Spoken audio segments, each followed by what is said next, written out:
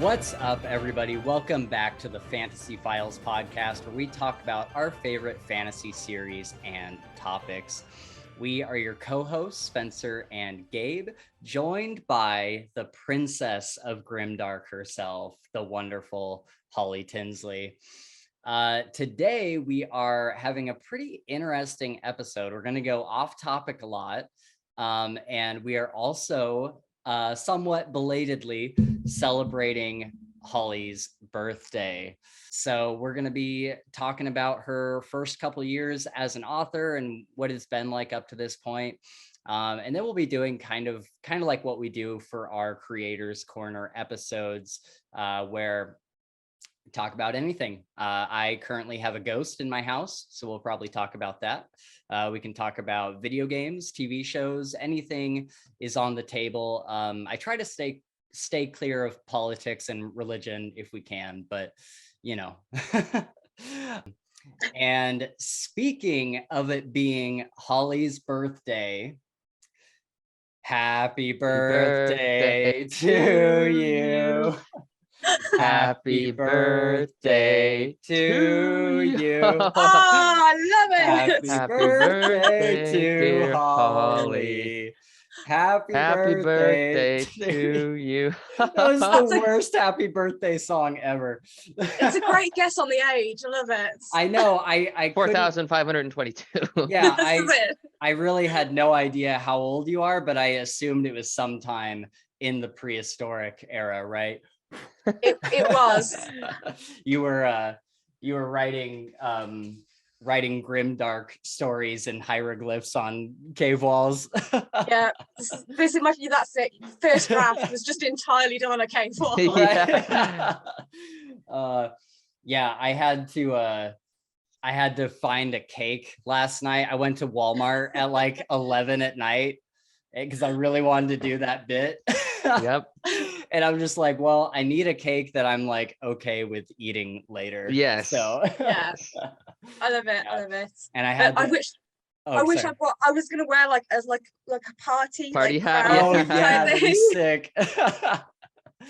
Yeah, I had to like stick a note on it to my roommate saying, "Do not eat the fucking cake. It's for a bit in a video." Oh, I love it. Yeah, and I'm not quite sure like how to share it with you guys. I didn't really think that through. So you just have to eat our portions, along with it. Yeah, we'll just eat it in spirit, Yeah, exactly. Yeah. Either that or like I just eat my piece and then I like mail it to Gabe and then he eats his piece and mails it to Holly. Dude, that'd be so funny. Watch now in 2 weeks time I'm gonna have a piece of cake coming in the mail. I can tell. I'll make sure it happens.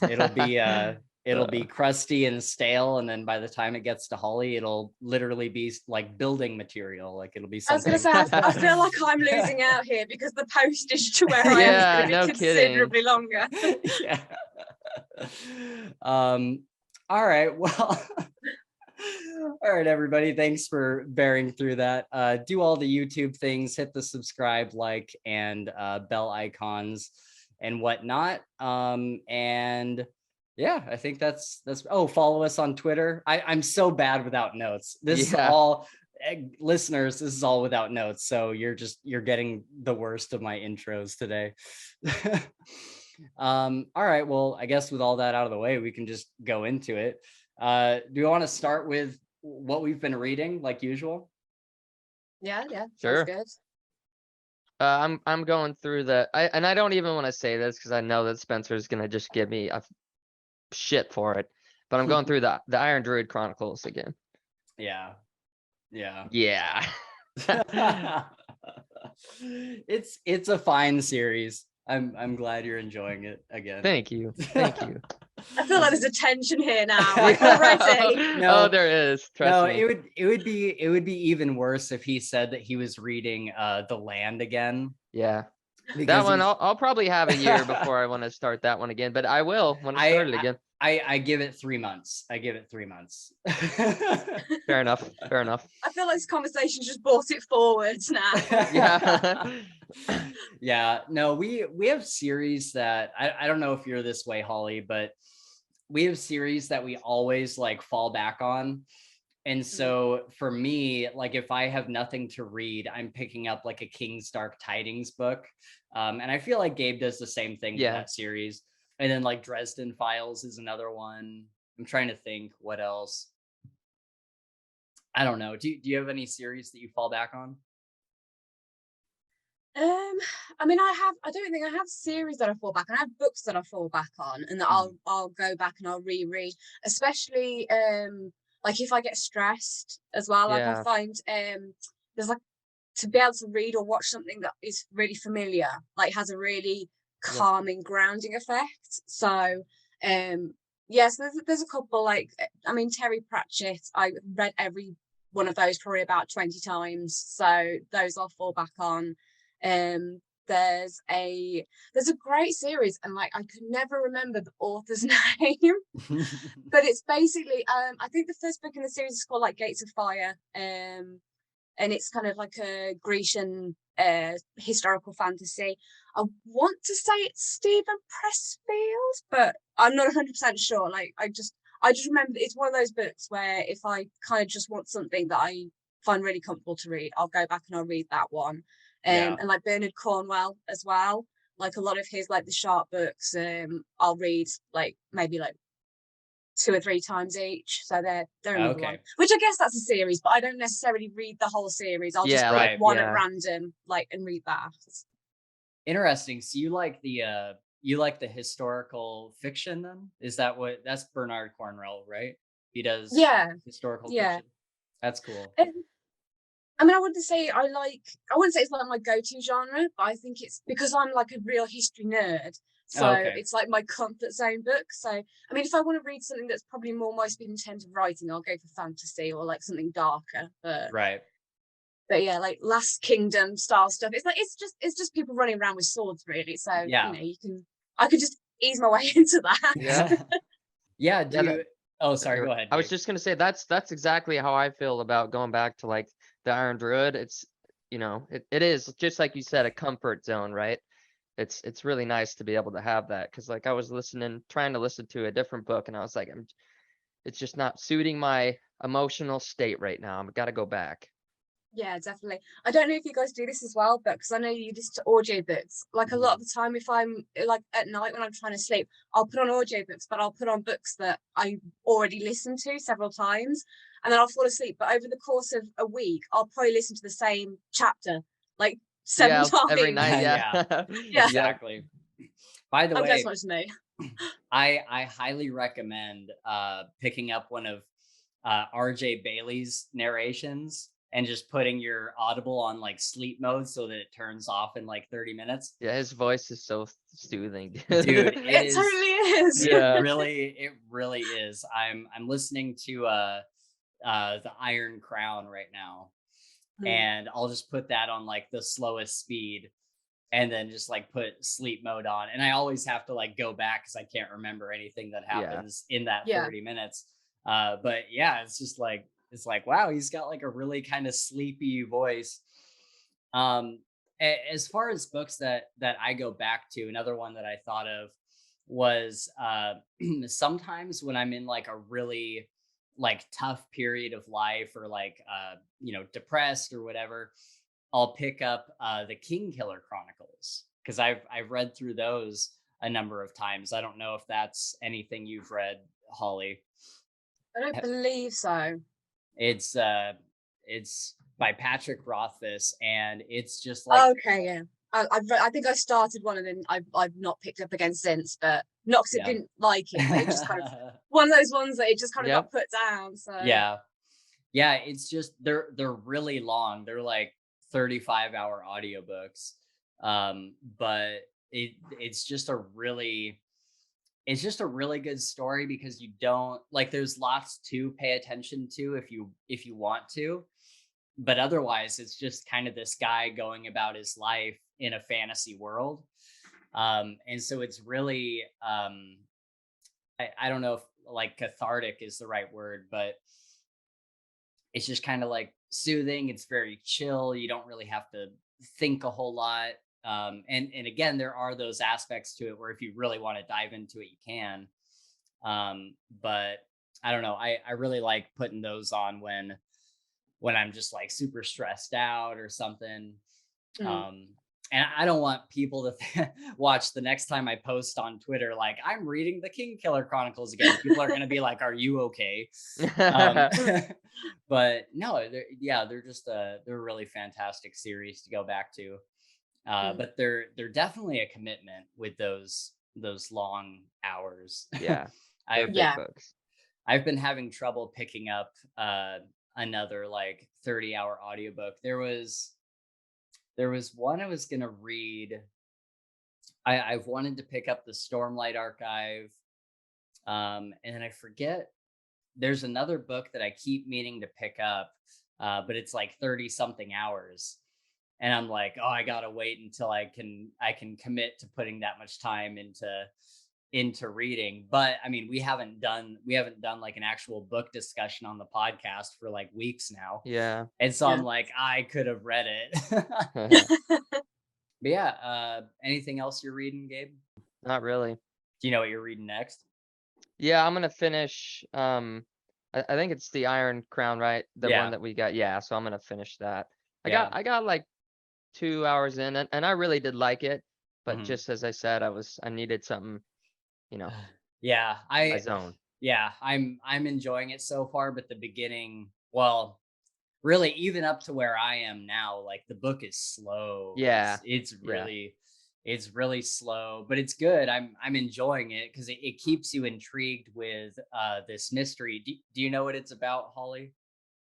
Not specifically. I've kind of seen it mentioned and things like that, but I don't know kind of the kind of plot line, so to Right. speak. Yeah, so it's about this guy named Fen who wakes up in a bog and he can't remember who he is or like who his family is or like even where he is or anything. Can't remember anything about his life.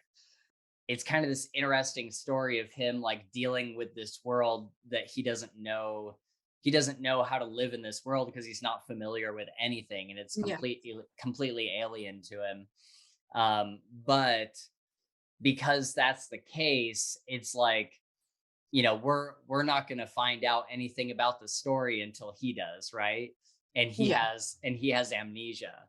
So it's a pretty big, uh, just from a reader's perspective, it seems like a big risk for an author.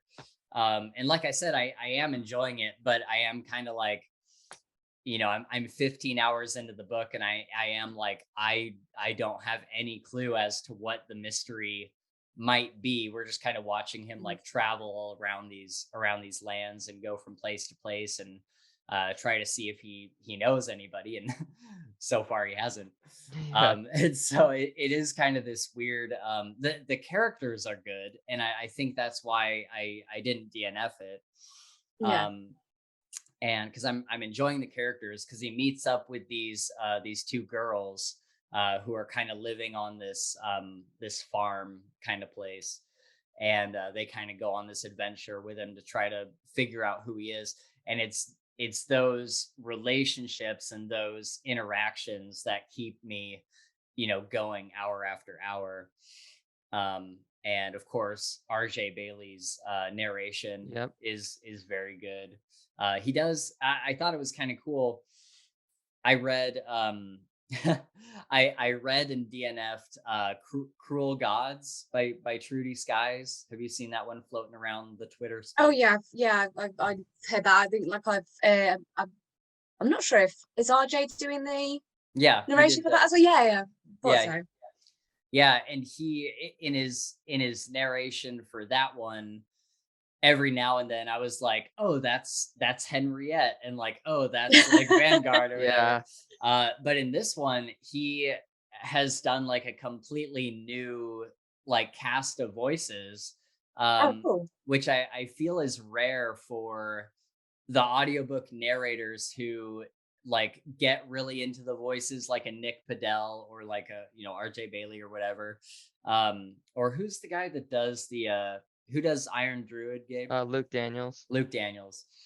And so for those guys who are more like, you know, character voice actors, a lot of times, even with Nick Podell, who I consider to be probably the best narrator right now, from book to book, you can still hear like the same characters. And so for RJ Bailey in the Iron Crown to do completely new voices that I hadn't yet heard, it was really impressive.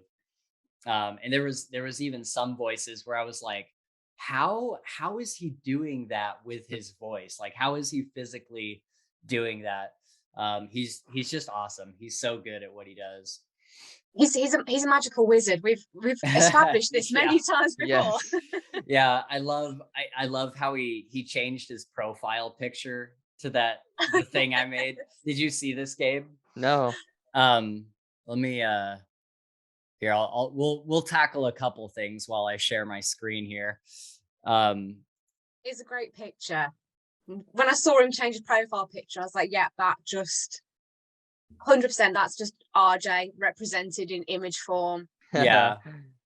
This is just going to be the rest of the show now. It's just going to be us talking about RJ Bailey. Yeah. I know. Yeah. This is it. So I made this little wizard thing for him. Oh, what? That's so cool. He made his profile picture. That's so awesome. What's this? I love it. Oh, that's his metal show. That's funny. Okay, so since I'm sharing my screen, you guys got to check this out. I think Holly has already seen it. But Gabe, there is a ghost in my house. There is a ghost in my house. Oh, you sent me that video. I just didn't watch it. Just watching you sleep all night long. Do you see it? Yeah, dude. That is so weird. Made a face. That's so weird. Holy fuck, dude. What the fuck? Oh my gosh, I mean, that is dude. creepy. That'd be so hard for me to sleep at night. That's a face. That's terrifying. Is that not the scariest thing you've ever Dude, seen? yeah, that's terrifying. It is a perfect face. Like there's the eyes, there's the nose, there's the mouth, there's the lips, yeah, there's the the chin, all of it, dude. Oh, dude, how does that happen, bro? Like you said, dude, it's got to be a ghost. It's a ghost, man. It freaks me out legitimately. Have you had any other like haunting shit happen, like noises from out of nowhere? So there was one thing that happened last night right before I saw the face. So when you come in the front door, there's like stairs right in front of you. And my dog is like downstairs and he's got this big rubber tire. Like it's like way too big for him to like, I'm sure maybe he can, because there has to be a reasonable explanation for it. But I have never seen him physically be able to like pick up this tire and bring it up the stairs. Yeah. And so the last night when I came in the door, it was on the ground in the living room. And I go up the stairs, I turn the corner and I come into my room and Hank is like right behind me. And all of a sudden I hear... Was he on the floor or was he like levitating? Yeah, That's all I need to know. Yeah. And I'm in my room and all of a sudden I hear boom, boom, boom, boom, boom, boom, boom, boom. And I'm like, what the heck? I'm like, is my roommate David home? I was pretty sure he was at work. And so I looked and he wasn't home. And I looked down the stairs and Hank's like big tire toy is literally like sitting at the bottom of the stairs. Oh my gosh, dude. And so it was like rolling down the stairs, but I'm like, dude, I did not see him bring it up here. I for sure saw it in the living room when I came in. It was just weird. It was just another one. That's scary, dude. And then to come straight from that into my room and see see a face, dude. Oh my god. Yikes. I literally had to like pull my blinds down and just like close my, because it's on the outside. I can't just like clean it from the inside. So I have to like get up there on like a ladder and clean it. That's so crazy. So yeah, anyway, I'm being haunted. That's great. Yep. I don't know what it says about me, but like my first reaction on seeing that would be like, if that was me, I would totally like draw or stick like a little mustache on the window. Oh, nice. Yep. Yeah, just to ease the tension a little bit. Exactly. Ease Yes, the that's scariness it. of it. uh, have either of you guys have had any like weird just like unexplainable experiences? Do you guys believe in ghosts or anything like that? I don't know if I would say like I believe in ghosts in the sense of like, you know, those like ghost hunting TV shows when they go into the abandoned buildings and this and that. I would say Yeah, that I those do are all believe in bullshit. them, just maybe not to the extent that those like hardcore ghost guys do. Sure, yeah. And like thinking back, I I don't know. I don't really know. Yeah, I don't think I'll be able to pinpoint a time. There's like been some times where like I thought for sure like divine intervention was happening, you know, something sure, like yeah. that. Um, but yeah, ghost wise, I don't think so. Okay. Holly, any hauntings or anything? Well, to be honest, I'm gonna make myself sound like a crazy person now. So, um, Do it, please go for it. We're here for it. you're here for the crazy. Excellent. I mean, in terms of what I actually believe, I don't know that I believe that there are ghosts or things like that, or like paranormal, like Yeah. things that happen. But I definitely do believe that there's something, and there's like kind of things that we don't fully understand and aren't explained. But I think part of that is just where I live and where I come from and where I've grown up. I've always been kind of very much involved in like the history of the surrounding area. So Mm, you get kind of like your local ghost stories and things like that. Yeah. And there are like a lot of places that do have this energy to them. So, and I don't kind of know what you would call it, but yeah. I have this thing where I love going to castles, old houses, things like that. But there are times when I'll walk into one of these places and like my family hate going to these places with me because I'll just run around and like, you know, Yeah. Yep. press all the bricks, touch the walls, you know, I'm looking for the crypts and things like that. Yeah. But there's like a palpable energy to them. Like you Yeah. can kind of feel like some sort of life within the buildings. Yeah. So, and you know, I don't know if other people get that, but Yeah. especially the kind of places that like I use in my writing, so places where it's like very industrial, like they definitely have Yep. like this kind of almost like living character to them. So Yeah. yeah, ghosts not so much, but definitely energy, I would Yeah. say Yeah. I believe in. Yeah, I would agree. I think that you know, when you have a place as old as some of the castles out there and stuff, I mean, you got to think there's been so many generations upon generations upon generations that live there, right? And that has to create some sort of feel to the place. I would say I don't know exactly how I feel about ghosts. I'm kind of off and on with it. I feel like I do kind of believe in ghosts, but like if I go too deep into it, I'm just gonna like freak myself out if I get like way too into it. But yeah, I definitely feel the same as you, Holly, where I've been in certain places where there is like an undeniable feeling to this place. There's an undeniable energy. There was I grew up in this town called Kirkland in Washington, and right up the street from me was it was these woods. Technically, it was a park, but there it was mostly like it was like a little patch of grass with all these like sprawling woods that went back. And you know, we all used to go back there to do drugs and stuff. It was a big party area, and the so the park itself is called Edith Moulton. And the reason why it's named that is because the park used to be this huge estate, and there was this big mansion that was on the estate. And there was a little girl that lived there named Edith Moulton, and her parents went out one night to the I don't know to the opera or whatever was going on at the time back then, and she was at home alone and the house burned down, and so she burned inside the Ooh. mansion. And so when you go to this park, and maybe it's just like, maybe it's like a psychological thing, like knowing that story, you kind of go into the park knowing this really terrible history.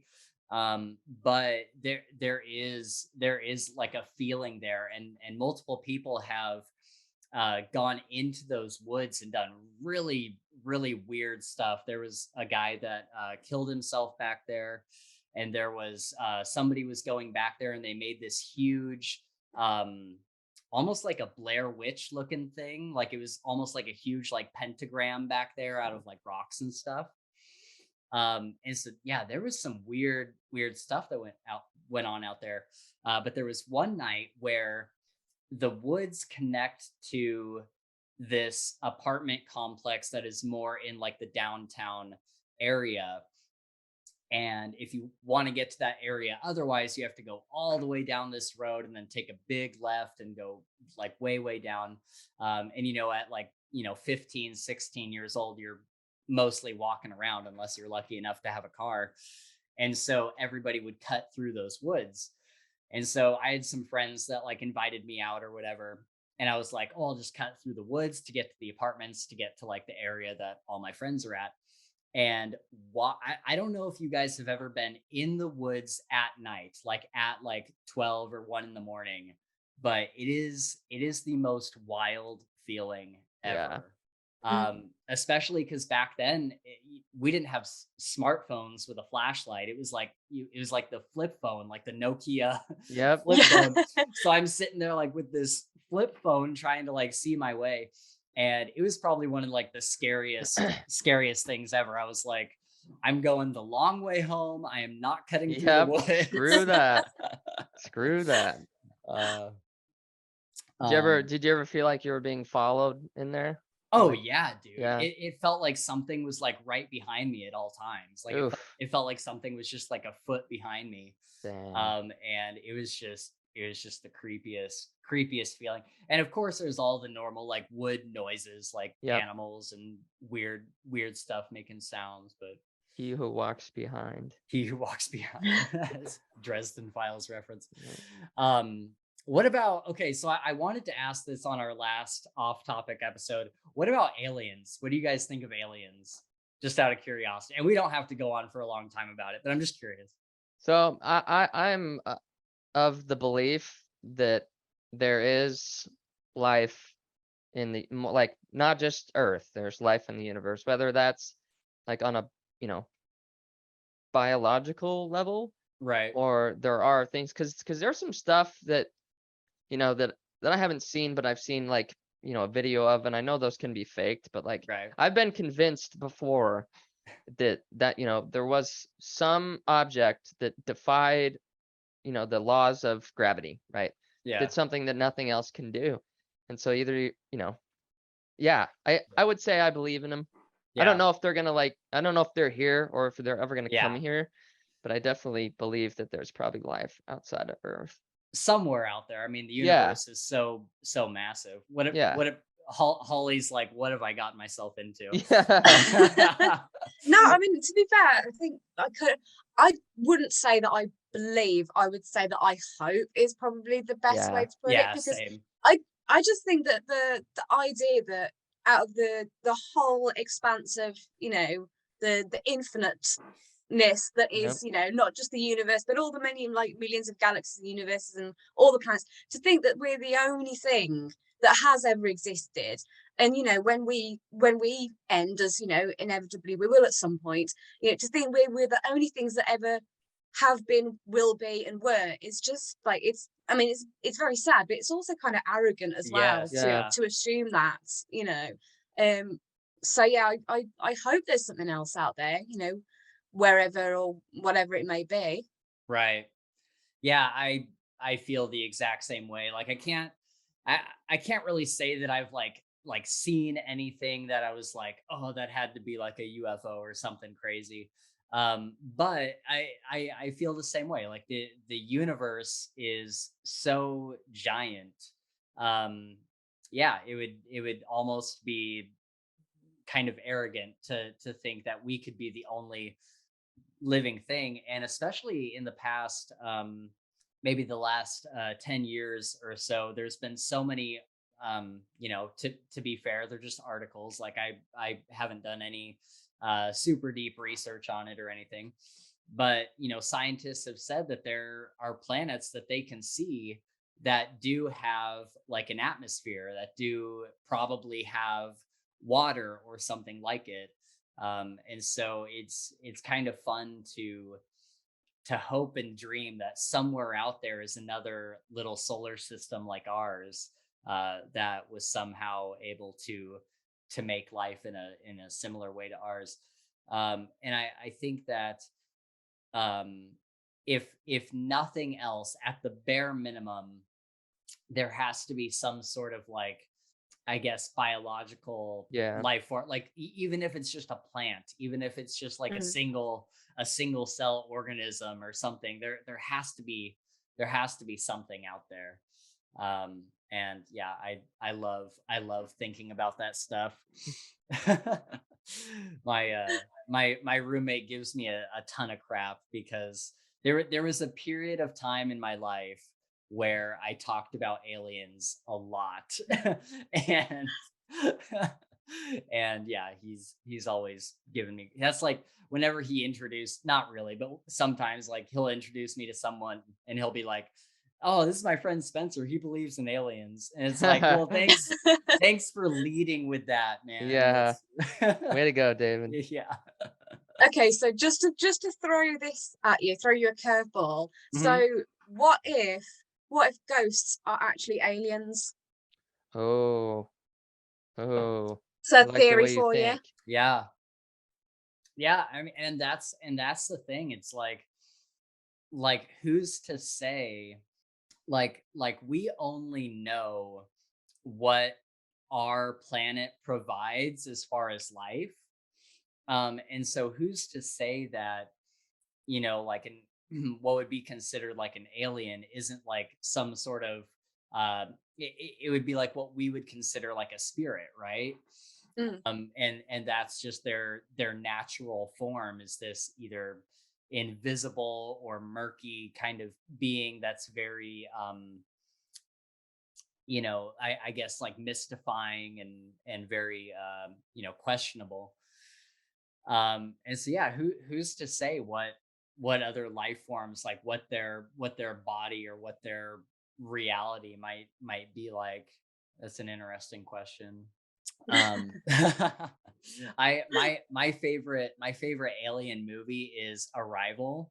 Have you guys seen that? Oh yeah, yeah, definitely. I don't That's think the I've one seen with that one. the red-haired girl, right? Yes. Okay, Yeah.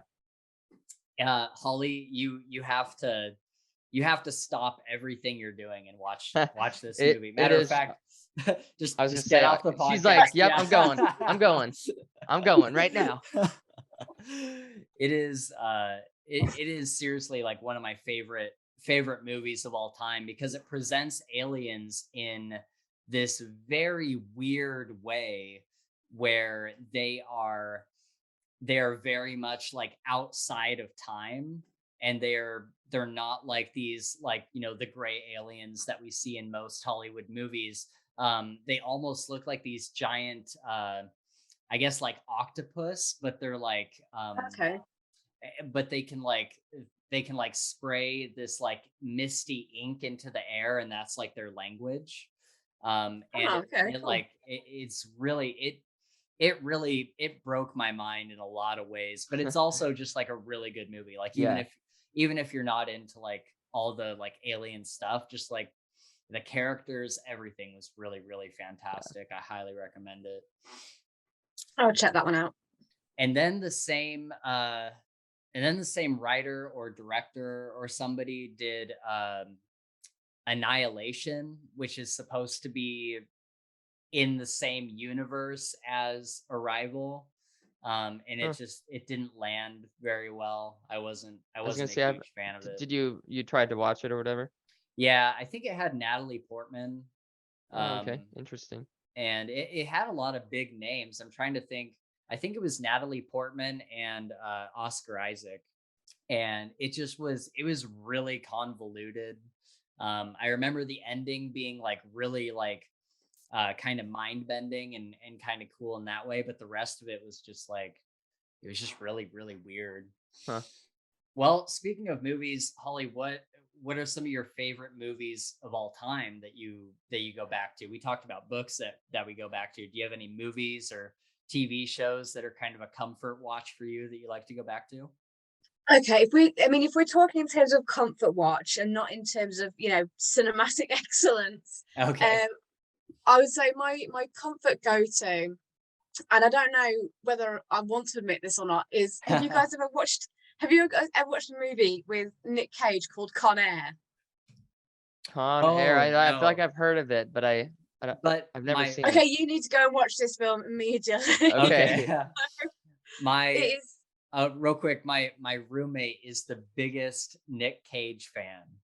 And he is always quoting and showing me all these crazy movie clips of just Ghost wild Rider. things that Nick Cage does. Yeah, like Face Off and just all those.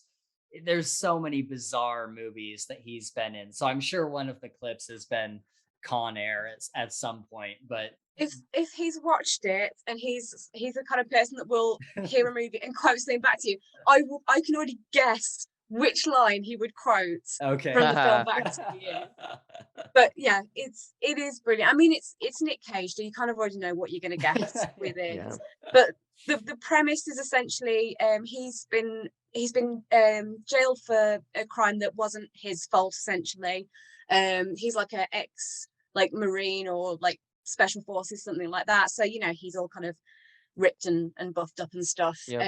And he's served his sentence and he's going to go home, and for some reason decides he's going to hitch a ride in a prison transport plane, which of course obviously gets taken over, and the criminals on the plane are all like murderers and cannibals and things like that. Wow. So it's kind of essentially he's trying to pretend he's still one of them so that he can get them to a point where the police can kind of, the FBI and that can come and get them. But yeah, I mean, it's Right. great, and it's got Oh yeah, so that many sounds great actors in it. It's got aside from Nicolas Cage obviously, but Steve Buscemi's in it, good. Oh, nice.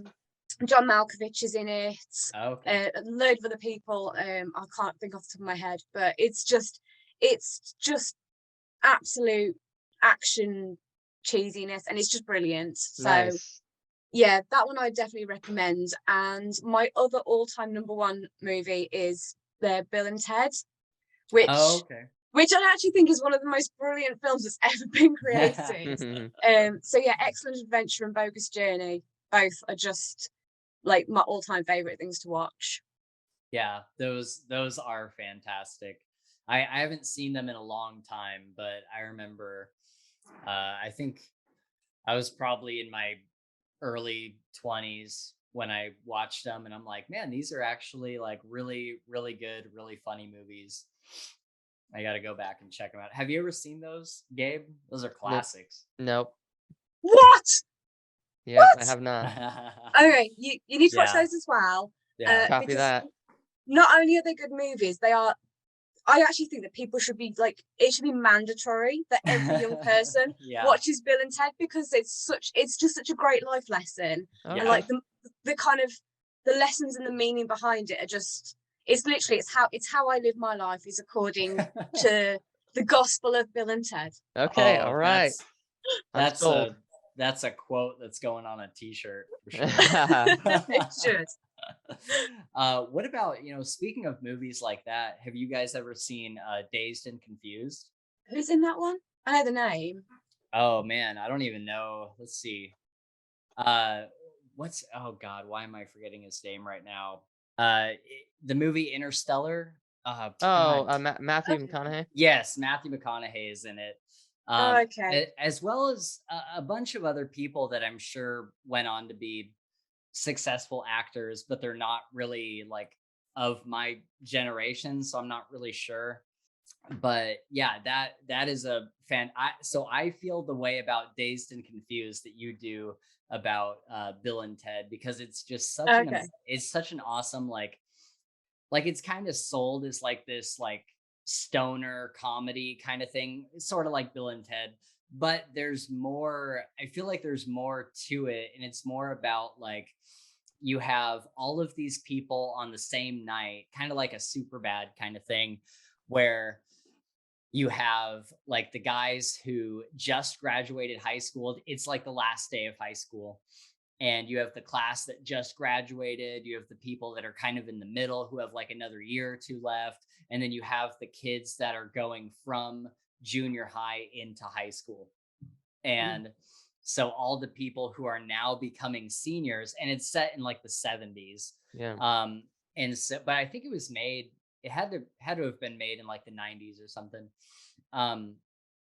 But all of the people who are becoming a senior are like chasing down the guys that are going into high school, because there's some sort of like hazing thing or yes, whatever. there's some sort of like hazing thing. But then there's like this big party that they're all trying to get to, and just everything that happens over the course of this night is just so, it's so cool to see all these different people's lives, all these young people, and like how their lives are changing for this foreseeable future because of like this one day and like this one event, which is like, the exit and entrance of high school. And it's just a really, really sweet like coming of age movie. I love it a lot. Nice. That sounds cool. That reminds me of one. I don't know if you have seen it. It's called Accepted with Yes. Justin Oh my Long in God. it. Yes. Yeah. That is, oh my God, that is so good. It's have you seen it, Gabe? I have not. Oh Oh, it's no. excellent. It's so good. I mean, it's basically it's again, it's like the kind of high school comedy. It's this bunch of kids who don't get into the colleges that they want to, so they basically fake getting into college, and then kind of their parents all start celebrating because they've got accepted. Yep. So they then have to like, they literally have to create their own college and like keep up. This lie just gets like bigger and bigger until they've literally got a full campus with like fake teachers and that stuff. sounds awesome. Yeah, dude. But it is go on. amazing. Ask me about my wiener. That's from there's this one guy in it, and I know this is going to be one of the bits that Spencer remembers because it's just so funny. The kids in this fake college, basically they have to put together their own syllabus, so they all choose like what classes they want. So you've got these kids that are like, oh, I'm going to like do a class in meditation, I'm going to do a class in like oh, I know what you're gonna say, like flipping burgers, and there's this one guy who decides that he's going to start a class in blowing things up with your mind. And the whole film is just him like this, like staring at things, trying to make them explode. Nice. That's awesome. I literally think about that character all the time. Like so funny. He's your spirit animal. Yeah. And like, oh dude, there's so many points in that movie where he's got like a pineapple or something, and he's just like looking at it. He's like, did it move a little bit? And then there's like one point where he's outside the school and it's like locked for some reason, and he goes to the door and he like can't open it, and he's like looking around. He's like, is this my test? Oh, that's awesome. It's such, dude, you and Leah have to watch that movie. You would legitimately I love definitely it. will. It's Absolutely. so funny. God, there's so many other quotable moments. I wish I had seen it anytime recently to like be able to quote them. But yeah, and then there's the main character's like best friend is like going to a real college, and he's trying to get into like a fraternity. And so the frat brothers are like basically hazing him to like, get him into the frat. And they make him one of like the most like well-known things from that movie. It's been clipped a whole bunch. Is they make him wear this hot dog outfit in front of the college, and he has to stand out in front of this college and just yell over and over, ask me about my wiener.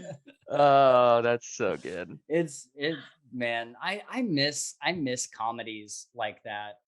I feel like, and this is what I was going to say about Bullet Train, is I feel like we haven't gotten any really good comedies for a long time. I think the last one that I watched that I really really liked was Mike and Dave Need Wedding Dates. I don't know if you guys Oh, have okay, I seen haven't that. seen that. No. That it is just bonkers hilarious. But that came out like 6 years ago, and I feel like there just hasn't been a whole lot of comedy movies like that. But I went and saw Bullet Train recently with not Ben Affleck, who's the other guy, Brad Pitt, Mm. and basically he's a thief who gets onto this bullet train in China or Japan or something, and he just has to steal this briefcase. That's all he has to do. And so he finds it at the very beginning of the movie, and he's like, "Oh, this is easy." But then it turns out that there's like 8 other mercenaries that have all been hired to steal this briefcase. Oh, And so they're all trying to go after this thing, and one person gets it, and the next person gets it, and they're all like fighting and stuff. And there's a really good there's a really good plot, and there's really good action, but it is so funny. I had no idea Brad Pitt was so funny. oh, nice, dude. And I was dying laughing in the theater, so I highly recommend it. It's That's probably, honestly, dude, I haven't even heard of that movie. yeah, I haven't seen it I haven't advertised a whole either. lot. Yeah. Yeah, but Sounds right up definitely, my alley, though. yeah, definitely go check it out. It literally has everything. Nice. Gabe, what are some of your favorite movies of all time? Marvel. Oh, really? Yep. You're a big Marvel guy. Big Marvel guy. I kind of like the DC ones too, like the Justice League, but I'm definitely all in on Marvel. And the new, I love to I'll go back and watch like the Avengers, 1, 2, 3. Yeah. And then obviously I like individual stuff. Plus they have shows out. Like, have you heard of the show Loki? It's just like Oh, so good. yeah, I so haven't good. watched That's it. what I'm saying. And so they have several like not really spin-off shows, but shows that are like, Yeah. more focused on one thing that aren't the movies. Right. Those are all like I haven't found one that I haven't liked yet. I'm still bitter that they cancelled Agent Carter. Oh, Even now, I'm still angry. I heard that was good. Yeah, I haven't watched any of like the shows or anything. For me, like I feel like for me, like the Marvel, the MCU kind of ended at Endgame. Yeah. And I think it's more because like I haven't seen a lot of the more recent movies, so I have no idea if they're like good or not. I did see the new Spider-Man. I think Gabe and I went and saw Yep. that, right? But Endgame was like a perfect ending. Yeah. Yeah. It was just a perfect like cutoff point. And I feel like after that other superhero movies came out, and it was kind of like, well, this isn't Endgame, like you can't Yeah. bring the climax that high and then just go back to like the Yep. beginning. Yeah. And so no, I definitely I know people are enjoying the new Marvel movies, and that's awesome. But for me, I'm just like, I feel like I'm a little burnt out on superheroes in Yeah. general. However, you went and saw The Dark Knight with me, or not Dark Knight, but Yeah. the new Batman with me, right? Have you seen this, Holly? No, to be honest, I don't like I love the Marvel Universe stuff, absolutely, up until until Endgame, and then for me that was it. I was like, okay, I'm done with this now. Yeah. But like, other than I like the first Wonder Woman movie. I thought that was really good, but other than that, the DC ones, I haven't liked any of them. So I've got to the point now where I just don't even watch them now. Yeah. Yeah. What about Joker? Did you see Joker? No, did it? I know people liked it, but I just feel like I've been hurt too many times by Yeah. DC. Yep. So here's the thing. I feel the exact same way.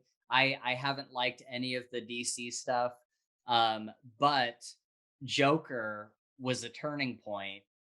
It's more like it's almost like just watching this slow descent into insanity for this guy who becomes the Joker.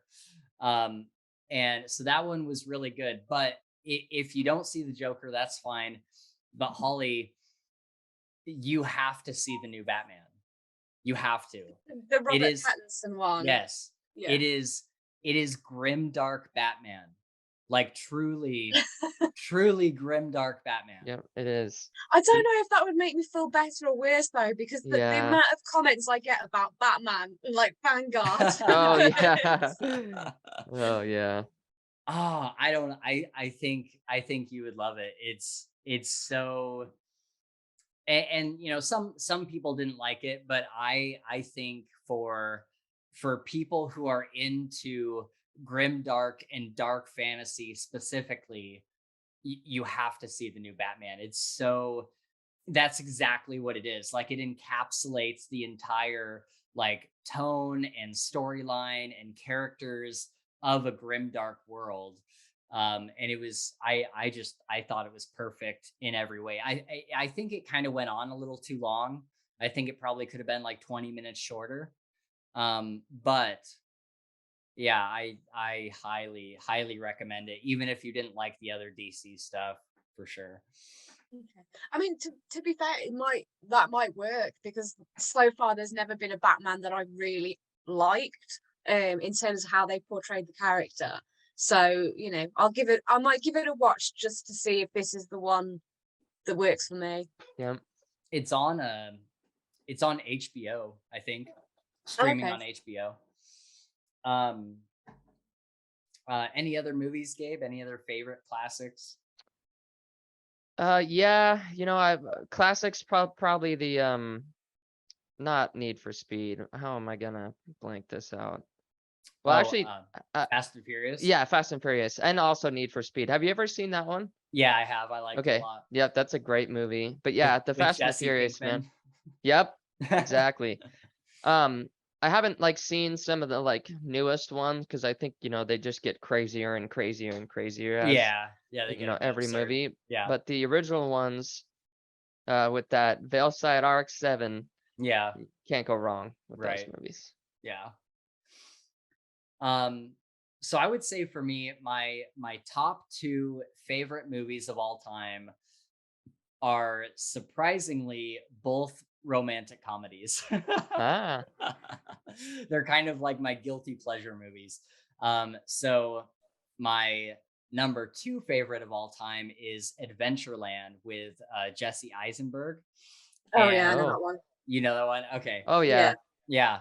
Yeah, that is like one of my favorite movies of all time. I found that movie when I was at like one of the lowest points in my life, and I just watched it over and over and over, and it the soundtrack, the story, the characters, everything. I just completely fell in love with that movie. And then my number one favorite is Just Friends with Ryan Reynolds. Oh my god, that is just the. I mean, Ryan Reynolds is just the most hilarious person, but that is such a great film. It's so good with the toothpaste. It's just brilliant. Have you guys seen it's a newer Ryan Reynolds movie about the virtual reality thing that he Oh, Free Guy. Oh, Free Guy. Yeah, yes, that's really that's good. good. I Was wasn't it? sure if I was gonna enjoy it. Yeah, but I really did. Yeah, it's good. Okay.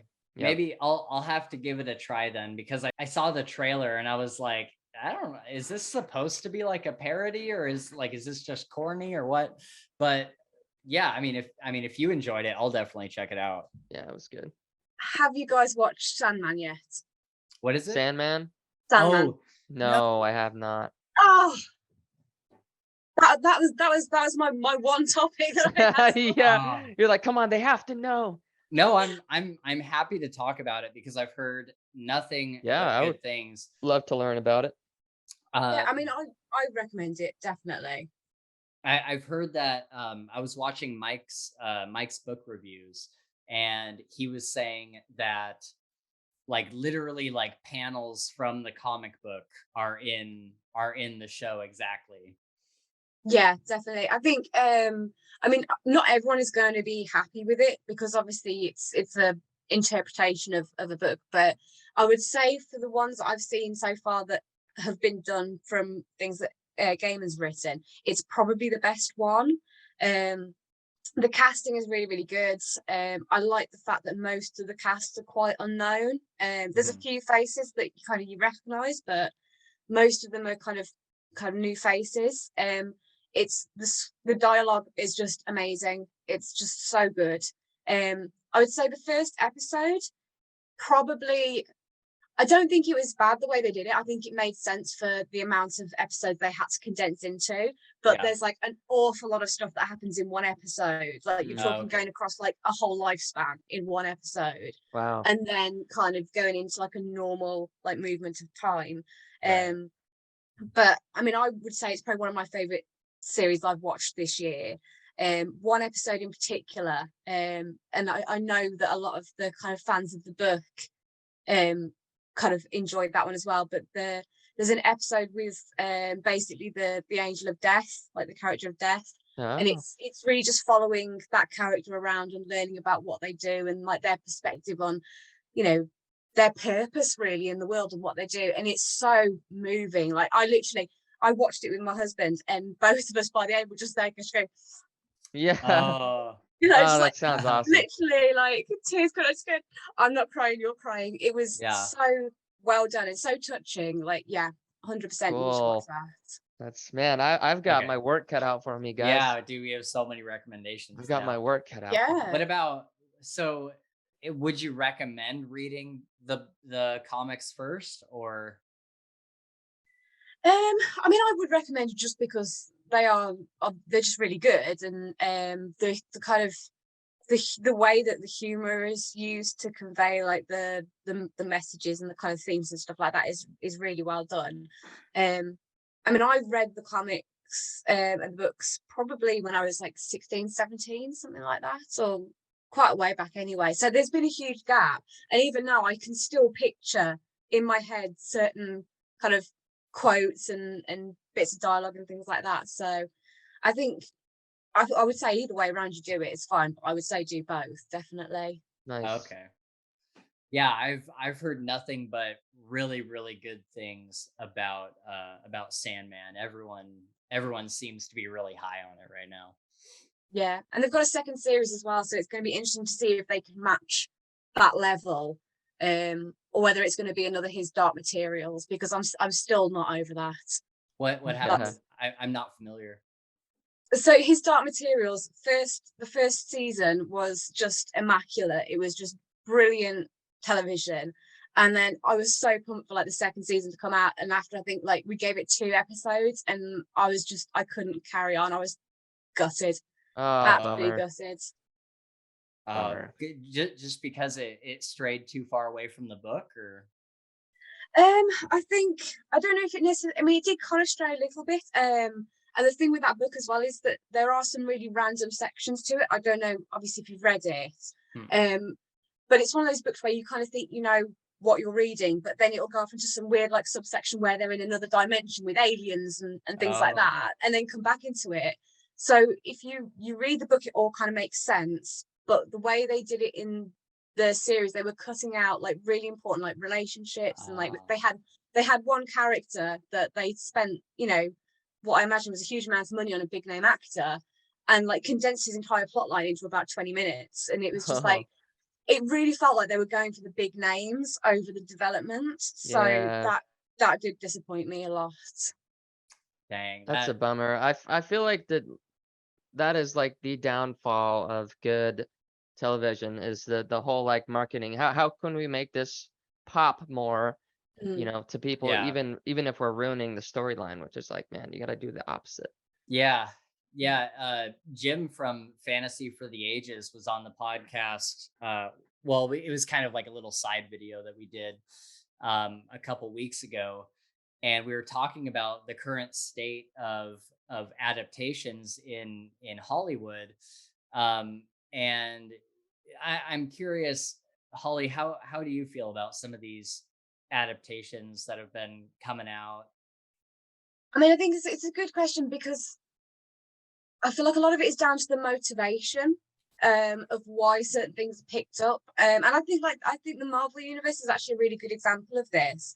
Is up until the end of Endgame, there was such a kind of an emotional thread through it. And even though it's a multi-million or billion-dollar company, whatever it is, there was Right. still that feeling of connection between like the fans of the Yeah. material and the people who had grown up watching it. I mean, you think how long it ran from the first Iron Man through to Endgame. You're Yeah. talking about like kind of my generation's Yeah. formative years, really. Right. So, Yeah. you do build that connection with it. And then I think after Endgame, it was like, okay, so now we're going to bring out those ones. And it just, to me, that motivation had shifted completely. And it was like someone had just like cut a tie and just gone, this is not made Yeah. for you anymore. This is made for another audience. So Yeah. I think when you're taking stuff and you're adapting it, I think there's got to be the right motivation behind it. I mean, you look at Arcane, again, really good Yeah. example. They did that so fantastically well, but it was because there was so much connection with, it was the people that were behind it that were kind of calling the shots and making the decisions.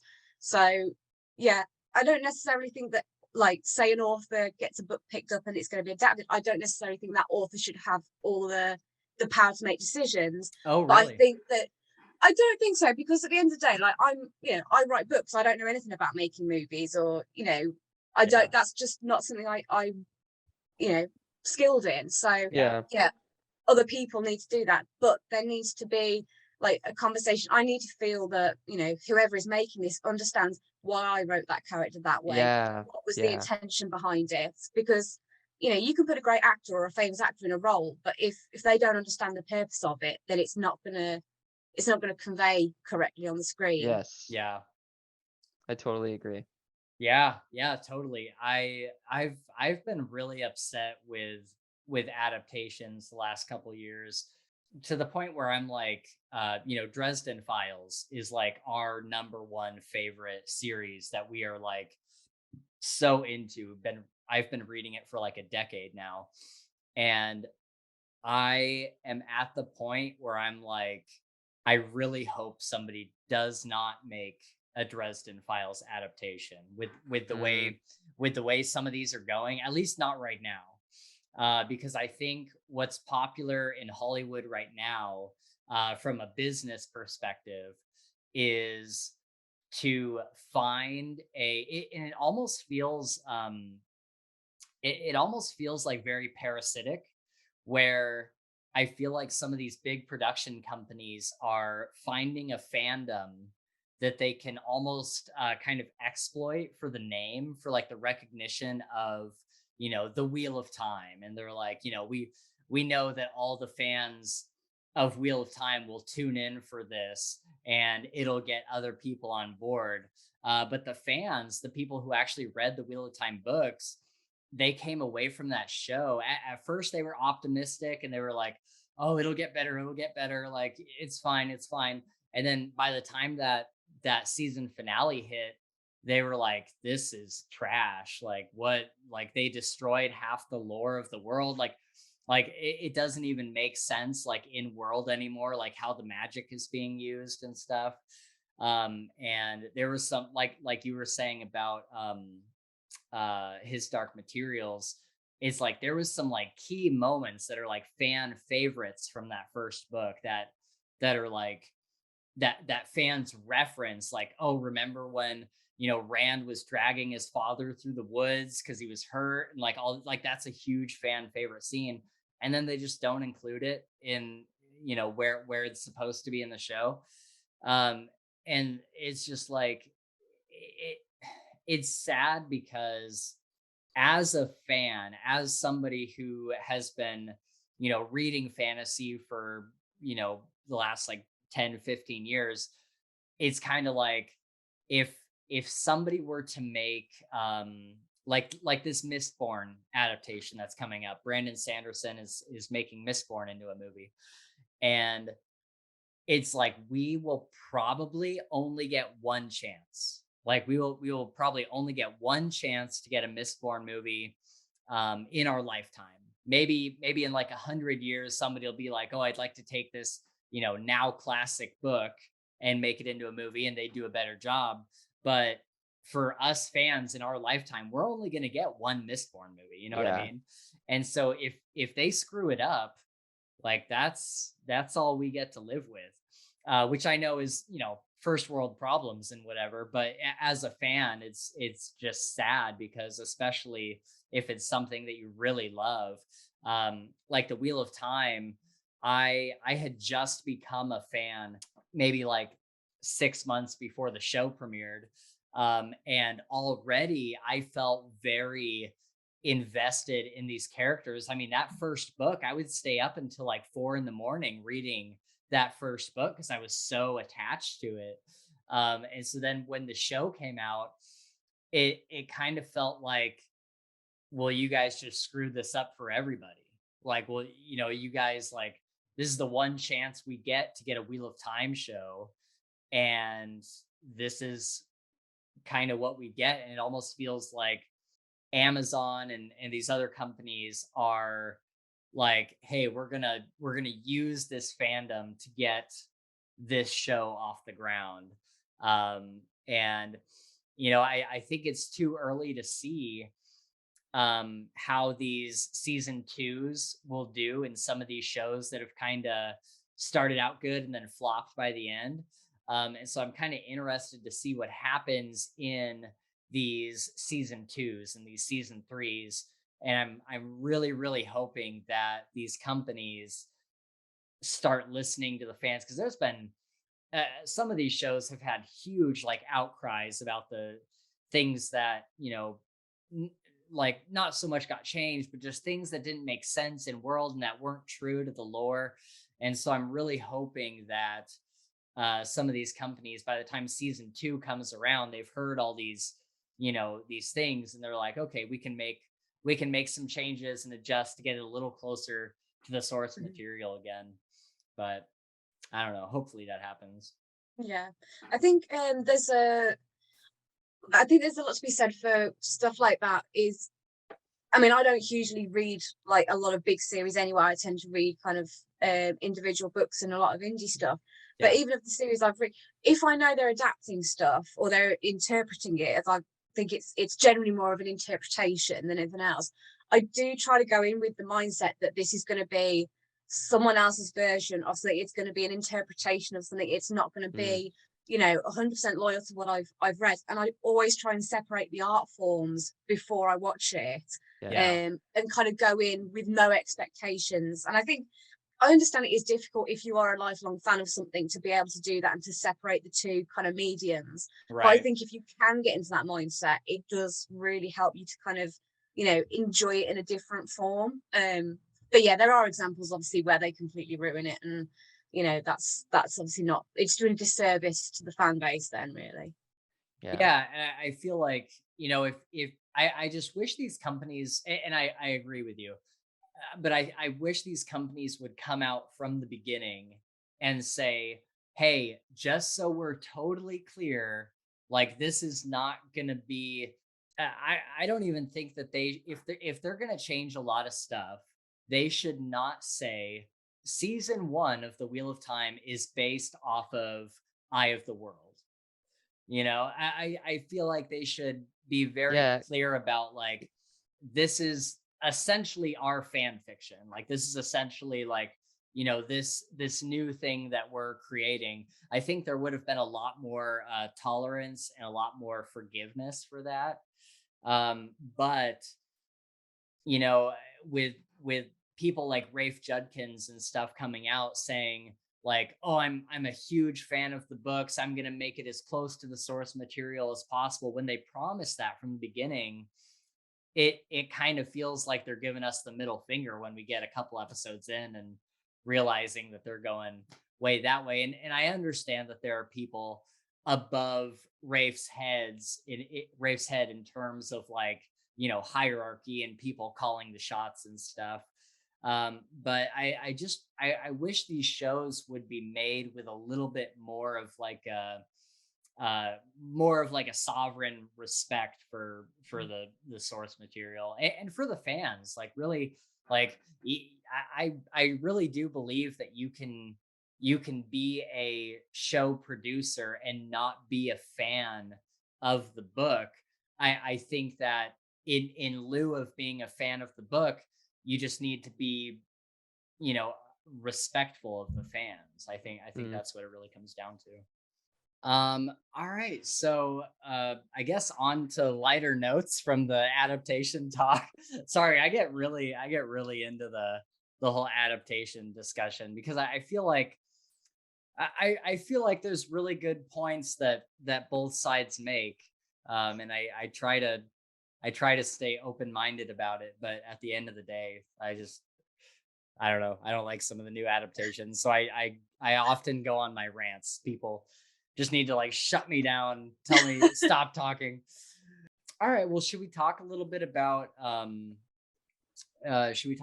kind of like your first years or a couple years as a like official author, having released like We Men of Ash and Shadow and stuff? Do you want to talk about some of that?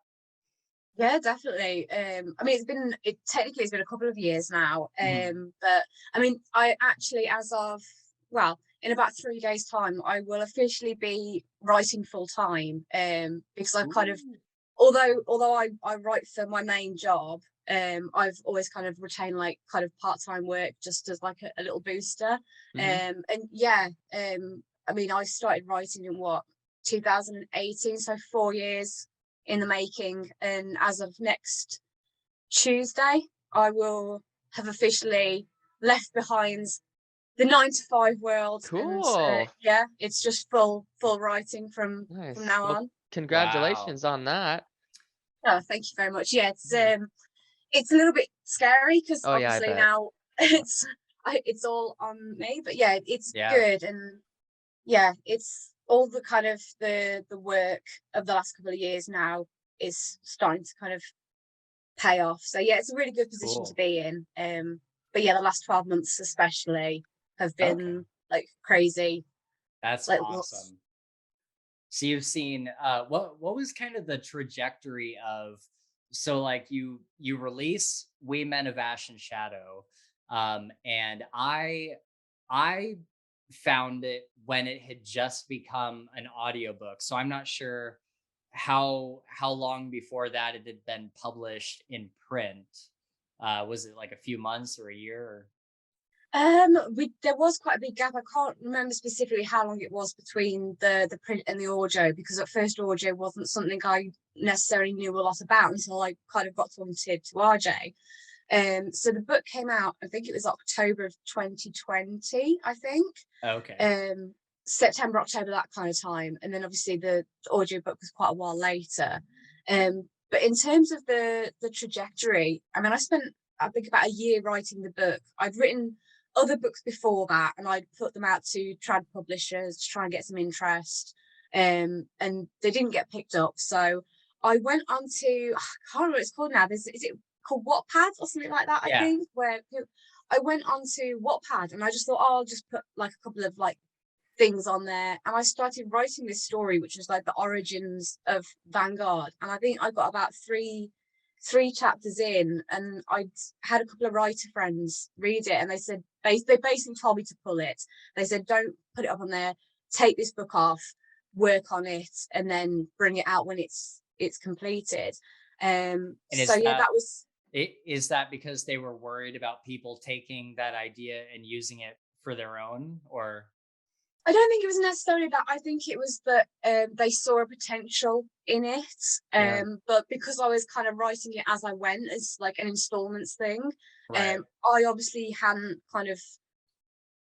I mean, I knew where the story was going, but I hadn't fully kind of developed it. So basically, the advice I got was to pull it and just spend like, a good solid few months like working through it and trying to decide where I wanted these characters to go. And yeah, I did that, and I spent about a year working on it, and I released it in the October, and I put out to like a couple of like Facebook groups and on Twitter and things like that. And then I think probably about 8 weeks later, I got a message from uh, one of the bloggers that does TV Archon, Oh yeah. and said, we're doing this grimdark panel, do you want to come along and be part of it? And because I said, yeah, no problem. You know, and then I went on this panel 8 weeks after my first book had launched, and it was like, you know, Ben Galley and Peter McLean and, you know, Wow. John Matthews and things like that. Gareth Hanrahan was on there, Adrian Selby, and I'm kind of sat there just like this, just going, I'm not even sure, This is not even wild. sure I'm supposed to be here, you know. Yeah. So it was a really kind of crazy leap within the first 8 weeks. You know, and then it was just a case of building up, you know, interactions on social media. And I will forever be grateful because I got so lucky with so many reviewers who picked it up and read it kind of within a few weeks. You know, there's people out there who wait 6 months for a review, and kind of word of mouth got round, and it was going up on different sites and things like that. So yeah, it was a very fast paced kind of first 3 to 6 months, really. But yeah, so it's one of those things where even now I look back at it and I'm just like, I don't know how that happened. Yeah. But Yeah. you know, Was there a period of time in there where you started to see like a big spike in like sales or a big spike in reviews or anything like that? Was it?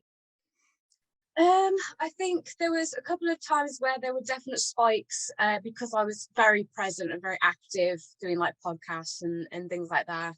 Yeah. There was a couple of reviews that went out that, you know, got kind of a really big reaction from them. But the weirdest thing is that I find that my biggest kind of spikes in interest come from like the most random social media interactions. Yeah. Like Oh. I get ones for reviews, I get ones for podcasts, but then I'll go on Twitter and I'll just say something ridiculous, you know, as I do quite often. And all of a sudden I'll just see like a spike in like people like looking or like reviews and things like Wow. that. So, you know, I think there is a huge element of connecting with people, and you know, if people get on the same wavelength as you, then they're gonna, you know, be more interested in the materials you put out. Yeah. Yeah, well, it's been crazy over the past you know, year or so to see, like, I see you on podcasts all the time. Like people have had you on podcasts, and like so many other like tagged you in like tweets and like articles and stuff, or like blog posts. And yeah, it's just been wild to see like all this activity for you. How many podcasts do you think you've gone on now? It's got to be a crazy amount. There's been a few, and then there's obviously been a few where I've gone on like multiple times. You know, I mean, me doing this now, this is like my podcast home at this point. You know, Yeah. like I've got my own like spare, like, you know, those like pull out bed things you get in cupboards. Yep. Okay. Yep. Oh I need one of yeah. those. I mean, who else is gonna throw you a birthday party and get you a birthday Exactly. cake? Yeah. Exactly. Right. That's right. Yeah, I mean, it's good because, you know, obviously it's great exposure for me, for the books that I do, but Yeah. I think the most important thing I get out of it is that I get that connection with people, and I get that Yeah. kind of engagement to be able to talk about, you know, books and movies and things like that. So, you know, it's kind of, it's work, but it's not really. It's just, you know, Yeah. you just chatting with kind of friends, really. Yeah. Yep. And I kind of wonder if we're maybe in sort of like an unprecedented time where authors are more connected now than they ever have been.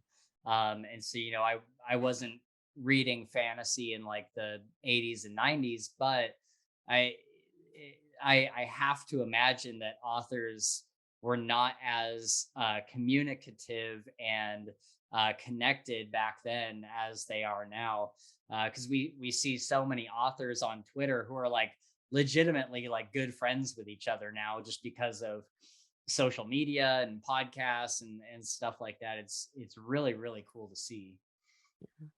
Yeah, I think with authors, it's like a whole different kind of breed of person that kind of gets into this. I mean, you know, you look at different art forms, so like music and film and things like that. I've never found anything else like writing where all the people that are in it, right through from kind of like the fans and the readers, all the way through to the people who are, you know, getting, you know, huge movie deals and things like that, we're all kind of engage, interact, not just in a like, do you want to buy my stuff way, but actually in a social way as well. Yeah. And I think there's just something so like, I don't want to say not like wholesome, but there's just something so honest about it and sincere. You know, Yeah. you don't get this in like, you don't get people who are like movie stars doing this. No, Yet, yeah. you know, you look Yeah. at some authors, they're selling millions and millions of copies. You know, I'll go in Waterstones now with like my husband, and you know, he'll point at a book and say, "Oh, do you know that person?" I'll go, "Yeah, they sent me a picture of their cat about half an hour ago on Twitter." You know, it's That's just awesome. great. Yeah, That's super cool. It's been wild, some of the things Twitter has been able to accomplish, or I guess some of the things that the whole community has been able to accomplish through Twitter. Yeah. Because yeah, like you said, it's like you can't just reach out to a famous actor. You can't just really, reach out to most famous musicians. But for some reason, the writing community on Twitter is so close and so open. Like it blew my mind having like whole DMs with Fonda Lee. I was like, how is this even happening right now? And then we talked to we were able to reach out to Chris McGrath, who does the cover art for like Mistborn and a bunch of Brandon Sanderson and Jim Butcher books, and like even we talked to Nicholas Eames recently. It's like how there is no other community that I can think of where you can just talk to the people that make your favorite stuff. It's Yeah. really wild. Yeah, definitely. I don't know whether part of that is because for writers as well, is that there's not that like bubble around them of, you know, like production team and, Right. you know, I mean, obviously some writers will have managers and agents and editors, but it's, you know, you look at kind of music and film and it's so separated from the people who are buying that product and Yeah. watching those movies. Whereas, you know, I'm very aware that as a writer, I rely completely on the people who are reading my books. You know, Yeah. it doesn't matter whether or not, you know, I've got a production company behind me or someone doing this for me. If people don't like my book, then that's it. You know, there's nothing I can do. You know, an actor can make a bad movie and, you know, they've got a production house behind them and they've got agents behind them. So, you know, for us, our support network comes from the kind of readers and the fans upwards. You know, we kind of rely on you really. No, I think that's accurate, and I think that I think the fans in the Twitter community especially just appreciate I guess a lot of the like openness that they've seen from a lot of these authors, because like you said, an author will tweet about their cat, or they'll a lot of authors update like, oh, I had to rewrite an entire chapter, or like whatever. And I feel like those kind of posts, as readers, make us feel like, oh, they're like a real person. Like this is somebody that like I understand how they work a little bit. And especially with the like writing updates, I mean, those are phenomenal too, because you know for books especially, you can be waiting like 3 or 4 years before a book comes out. Sometimes it's not, it's not like the next Star Wars movie that's going to be in like a year and a half, 2 years or whatever. Yeah. And so I feel like the authors who have been really open on social media have probably had some of the best interactions with their fans, I think of. And then the more interactions you have like that, the more those fans are going to be like, oh, you got to check out this author, because they have like that personal, like however small it is, they have that like personal connection there. Yeah, definitely. Oh, one thing I did want to ask about is, um I'm not sure if it was when you were on a podcast, or if it was a post that you made, but you mentioned Vanguard Chronicles book 4. So have you decided that it's going to be a four book series now? I haven't decided, honestly. I have been going back and forth because I've written a significant chunk of the next book now. And at the moment I'm in the process of kind of going through, I'm re-listening to The Hand That Cast the Bone on audio. And I'm kind of going through the first third of the new book. And I'm still on the fence about whether or not it needs to be a 3-book or a 4-book series. I definitely have enough to fill the 4 books, which was the original intention.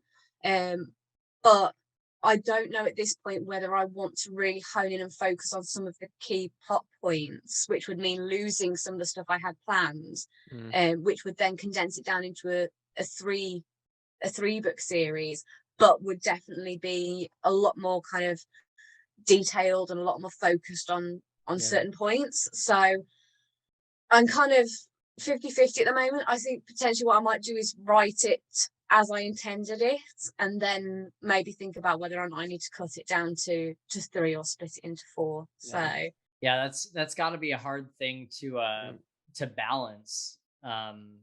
Like trying to figure out, like, if you have all these scenes in your head that you would really like to see play out in your book, it's got to be hard to decide, do I want to do another book that is mostly like character growth and character scenes, and then the 4th book be the plot? It's got to be tough to balance those things, I would imagine. Yeah, I would agree. That would definitely be a tough decision for me. I would probably do exactly what you said. I would probably write it as intended just to see. And if I had to, even though it might be some extra work, you can change it after that. yeah, definitely. And I think there's always a fine line between something being too short and something being too long. It's You've got to get the balance, because you want the book to, especially because the first 2 books were very much about building the characters and kind of investing in those relationships. So you don't want the next one to be suddenly people are going to go, okay, well, we've got to this point, it's the 3rd book and we still don't have answers to these questions. Yeah. But at the same time, you don't want it to just be like, okay, so now everything's going to happen all at once. It's got to be, the pace has got to work. Pace, yeah. Well, it's funny that you bring that up, because we were recently, you've read the Night Angel trilogy, right? Yeah. So that 3rd book is amazing, but in the last like, I don't know, hour or 2 hours of that audiobook, just everything happens. Like literally everything happens at the end of that book. And I had never really thought about this much until this last reread, but that book really would have benefited from being a 4 or maybe even a 5-book series. And so I guess it really comes down to, there has to be a balance between character moments and plot points. And I guess it just comes down to, like, how much plot do you have to get through in that finale. But yeah, I definitely, that's definitely how I felt about Night Angel this last time. I was like, man, I really wish that this has been like 4 books, because even trying to do a podcast on that 3rd book in the trilogy, it was like, guys, we cannot talk about everything in the 2 hours we have here. There's no way. And so yeah, there's a lot that happened in that book. Anyway. Damn good series though. Oh yeah. So good. One of the OGs. I was actually watching, because I was talking with Jim from Fantasy for the Ages. We were talking about Night Angel the other day on like an episode, and I had to go back and watch the last 2 of our Night Angel podcast episodes, so I could try to remember like what happened. And dude, just hearing us talking about it, I was like, these books are so good. Like they're so good. That 3rd book, I'm basically crying the whole way through that 3rd book. I'm basically in tears the whole way. do you want to talk about some of the interactions that you've had on Twitter and some of the friends that you've gotten to make with like other authors and whatnot? Because I know that you're pretty close with a few of them. Yeah, definitely. I mean, I've been really fortunate that I've kind of got chatting to quite a lot of people, and especially through things like the SPFBO and like a couple of the podcasts and things like that I've done as well, TBRCon as well. So I've kind of, got to talk to people that I would not necessarily have had the courage to kind of, reach out and engage with myself. I mean, especially in the early days, when I first kind of got onto social media, I was very much I'm like that person that comes to a party that no one's invited and just stands in the kitchen eating all the, Yeah, all the the chips and stuff. dip. Yep, Yeah. yep. Yeah. That's So me. yeah.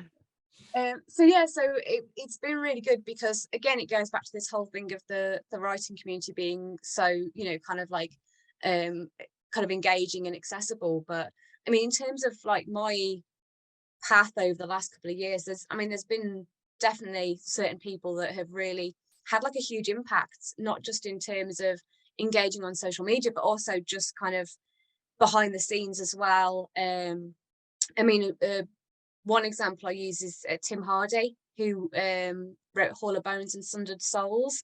I mean, we obviously did SPFBO together. We're kind of in the finals, so we had a lot of, support and camaraderie through that. But we'd actually been talking for, I mean, probably like 9 months to a year before that. I'd picked up his first book and read it, and we kind of got chatting. And since then, he's had a lot of input on not just, how I write, but also in kind of navigating social media and the Yeah, writing world. And I think that's a massive thing, especially for people who are 100% independent authors who are doing everything themselves, is you need to have that that kind of support network of people yep, who are going through the same thing. And I mean, I almost like view it as like I've got my crew now. They're my yeah, crew, oh yeah, Yeah. and it's the same as like any other kind of friendship or colleague kind of relationship, is that people fulfill different needs. So there's the people I will go and talk to about marketing, and yep, there's people who I will go and talk to about navigating the emotional turmoil that comes yeah, with being an author. Yeah. And then there's just people who I would never have, to me they're rock stars. Peter McLean is just, to me, he's an absolute rock star. But he's a great person, and he's just been endlessly supportive, to somebody who really has just written a book and put it out there. But he's so he's just such a great guy, like really Yeah. is. Like I can't say enough about the fact that people are taking the time when they are doing the exact same thing themselves, going through the exact same struggles and having to put in that much work, and kind of reaching, levels that I aspire to. And then they're still kind of, coming and talking to people like myself, and, Yeah. giving them that boost and that voice, to get out there. So yeah, it's almost like a humbling experience mm, Oh yeah. when you kind of you realize that these people who for want of a better word, idolize, these you mentioned Nicholas Eames earlier. I mean, I Yeah. think I've talked to him once and that's it, but even in that conversation, it's like I'm like talking to this rock star, and he was just the most nice guy that yeah, you could imagine. So yeah, it's really cool. And there's definitely a lot of people who, no author who gets out a book does it without a ton of people behind them. for So sure. That's what I'm not on Twitter a whole lot at all. Spencer's the brunt of that operation, but from what I have seen and from what I, have heard from even other authors that have been on our thing, is that, some of this is just lack of a better word, more famous, because I don't, it's Yeah. not really what I'm talking about, but bigger authors like are always just absolutely willing to like help you, like no matter yeah, what. Like you ask for advice and they will give you the secrets to their, you know what I mean, which is really cool. And I think, as you were just saying, that's what makes a really strong community or partnership. Um, the yeah, fellowship of Twitter. the fellowship. Yeah, I love it. I mean, for me, the one guy that I have to mention as well, just because he's had such a huge impact on me, there's been several people who have, and they are all listed at the front of my book. But PL Stewart, he is a great friend of mine, and PL actually, he was the person that got me my first, I believe it was my first podcast. It was either my first or my second. He just started promoting his own book, and he did a podcast, and he messaged me. We had never spoken before. We had never interacted. I didn't know anything about him. And he said, I've been on this podcast. I've read your Twitter, and I think you'd be great for it. Would you be interested in me getting you in touch with these guys that do this? And I said, yeah, great. That would be amazing. So he did that. I did the podcast. And this was right at the beginning of him really kind of emerging on social media. And he had maybe a couple of hundred followers or something like that. And now he's got 2 of his books out. He's got, I think it's 30,000 followers on Twitter. Wow. He's doing his own podcast, Page Chewing. He's had Janny Wirtz on there. He's had all these big authors on. I can't even, and we're still great friends. And we talk all the time. And he's just, he's exactly the same person, despite the fact that a little bit more stressed now because of all the pressure on it. Right, definitely. But it's the same. There's no kind of starry-eyedness with success in writing. I've yet to meet an ego in the writing community. I'm sure there are some somewhere, but I haven't met any yet. Yeah, that really is just incredible. Yeah, it's been awesome to make connections and just people who you would never expect. Yeah, it's absolutely wild. I'm just going to tell you this now, so just because it is a really funny story. Yeah. Just because they're talking about people that we kind of idolized. I think I've mentioned on several podcasts, I have an author that I used to read when I was a kid called Robin Jarvis. I loved all his books. I've still got copies of them now. They're my prized possessions. Yeah. And I'd never really thought about being on social media. And I think I put up this post on Twitter. Someone had said oh, who would you invite to a fantasy dinner party and what would you serve? And I put this list, and I put, oh, and this author, and I put, and I would serve a bowl of do you guys have quavers? Do you know what those are? What is it? Quavers? Quavers. I don't know. They're kind of they're what you guys would call them chips, but they're kind of like a corn chip type thing. Okay. But I basically said that I can't cook. I was so that's what I'd serve. I'd serve a bowl of those and wine, and that was it. Didn't think anything of it. And about a day later, I got this notification on my phone saying such and such author has responded, and I just thought, well, it can't be the actual guy. It's got to be a fan page or something. Yeah. No, it's the actual guy. He basically responded and said, when's this dinner happening? Cool. I'll definitely come. That's awesome. It was brilliant, top moment. That's super cool. Yeah, Gabe will tell you sometimes an author will comment on some sort of post I've made or something, and I'll snap a picture of it and I'll send it into our podcast chat. I'll be like, look guys, Brent Weeks replied to this thing. Yeah, oh, definitely. Stuff we get pretty pumped when shit like that happens. Yeah. Oh yeah, I do as well. It's the best feeling. And I think the 2 that I got most excited about was Chris McGrath, for one, because he's just a giant in the fantasy community. But also Kel Cade, who does King's Dark Tidings. I had reached out to her 100 times. Yeah, I had reached out to her probably 8 or 9 months ago at this point.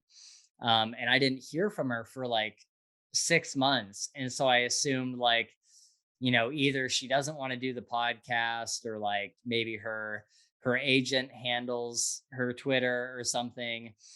And in my message I was like, hey, King's Dark Tidings is in it's my number 2 favorite series, just below Dresden.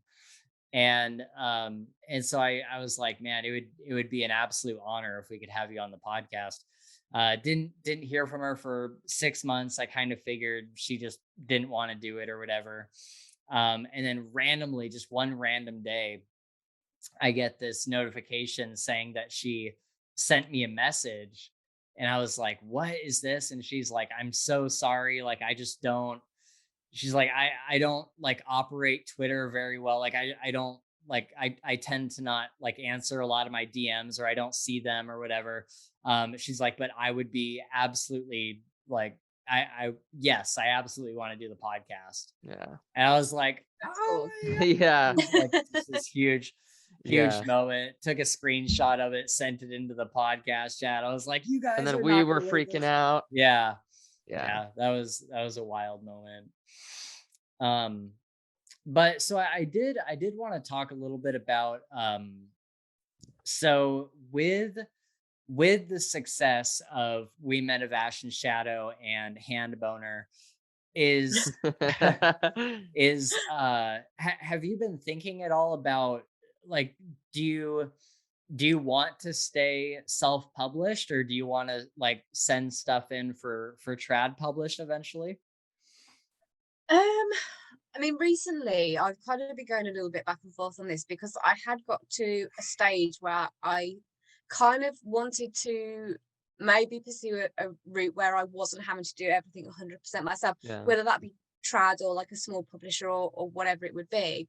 But I would say at the moment I would probably want to wait another like minimum of 12 months Mhm. before I even considered going down that route, purely because I think that the industry has just got, it's reached kind of almost like a critical mass now, Yeah. where what we see as a publishing industry now is going to be completely different in 12 months to 2 Yeah. years time. And I don't know where the current model for traditional publishing is going to sit within that, especially with, like, the big six is now the big five is becoming the big four.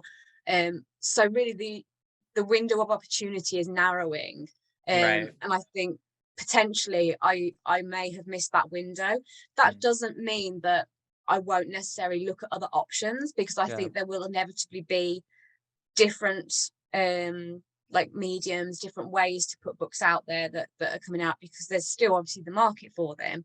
So I want to see how that pans out first. And I'll be honest as well, I do enjoy the kind of aspects of indie publishing. I enjoy doing marketing. I enjoy doing social interaction with people. So, I'm keeping an open mind, but I'm not in a rush to do Yeah. anything. And certainly with the Vanguard Chronicles, that needs to be an indie project. That needs to be start to Yeah. finish indie. Other projects, I'm just going to kind of see where I go with those. Right. Nice. Right.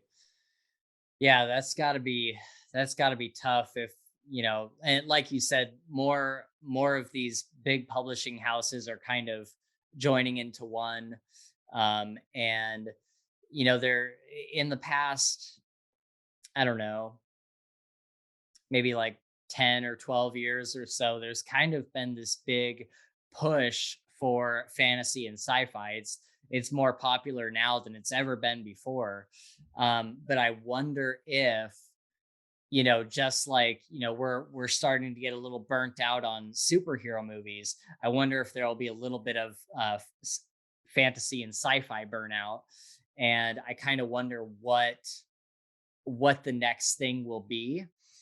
I wonder if there'll be, in 2 years time or something, if agents are like, we're not even looking at fantasy and sci-fi books anymore. Like, we're looking at, horror, or, you know, um, you know, whatever it is, romance, thrillers, mystery, whatever the next big genre is. Um, so yeah, it's I got to be a I tough was to say, time. I think that's a scary thought, I'm sure. Just thinking about that. But at the same time, like, I have to argue against it. Like, I feel like Yeah. the fantasy people, sci-fi people outweigh all the other types They're reading. they're a breed of their own, right? Like, Yeah, yeah. exactly. And they stick to their own, right? So like, I know that I have no interest, and I never will, in reading a horror book, or Mhm. reading just like a spy thriller. Well, I might read one of those, but like, just But genres that are not like not like, full time. Yeah. yeah, no, Yeah. exactly. And so I would like to think that even if the market changes or whatever else, fantasy writers will be safe, because they're always going to have an audience, Yeah. both fantasy and sci-fi. Yeah, I 100% agree with that. And I think that fantasy and sci-fi is probably the one genre where, you know, you say about people being very loyal to it, but I think it's probably the genre where people connect to it most. Yeah. If you're somebody who feels like a bit of, you know, like an outlier, or you're someone who doesn't feel like they're quite, you know, fit Yep. in, or, you know, I mean, it sounds like really kind of, what's the word I'm looking for? Cliche. I don't want to make assumptions about people, because I know people who like fantasy just because fantasy.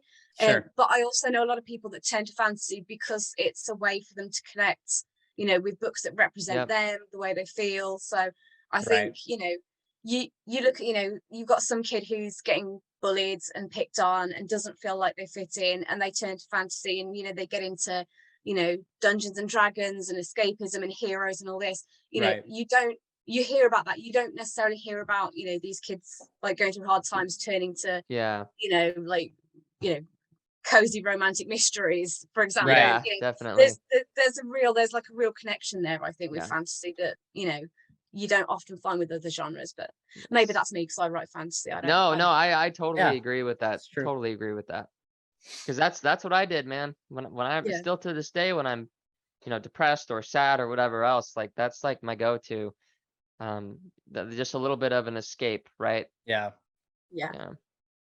So if you were to submit a book for TradPub, would it be like one of the next Vanguard Chronicles, or would it be a completely new series?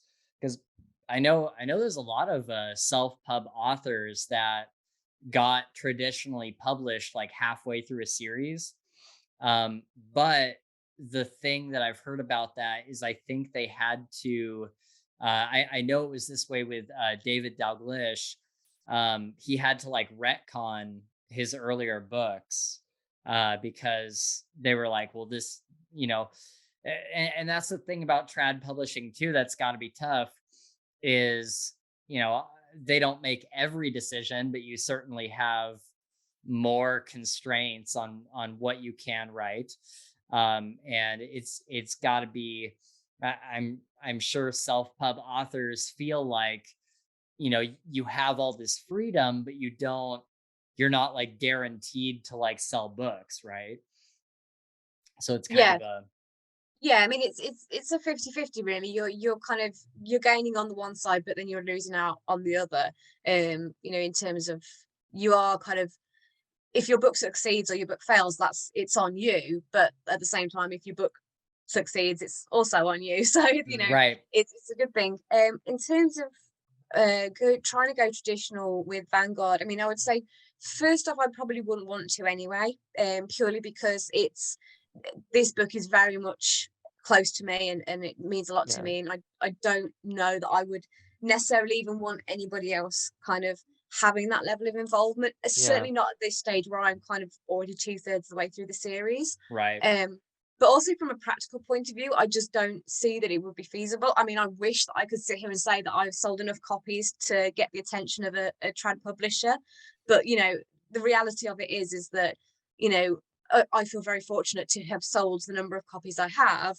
Yeah. But you know, this is not going to be troubling the New York bestsellers list at any No. point.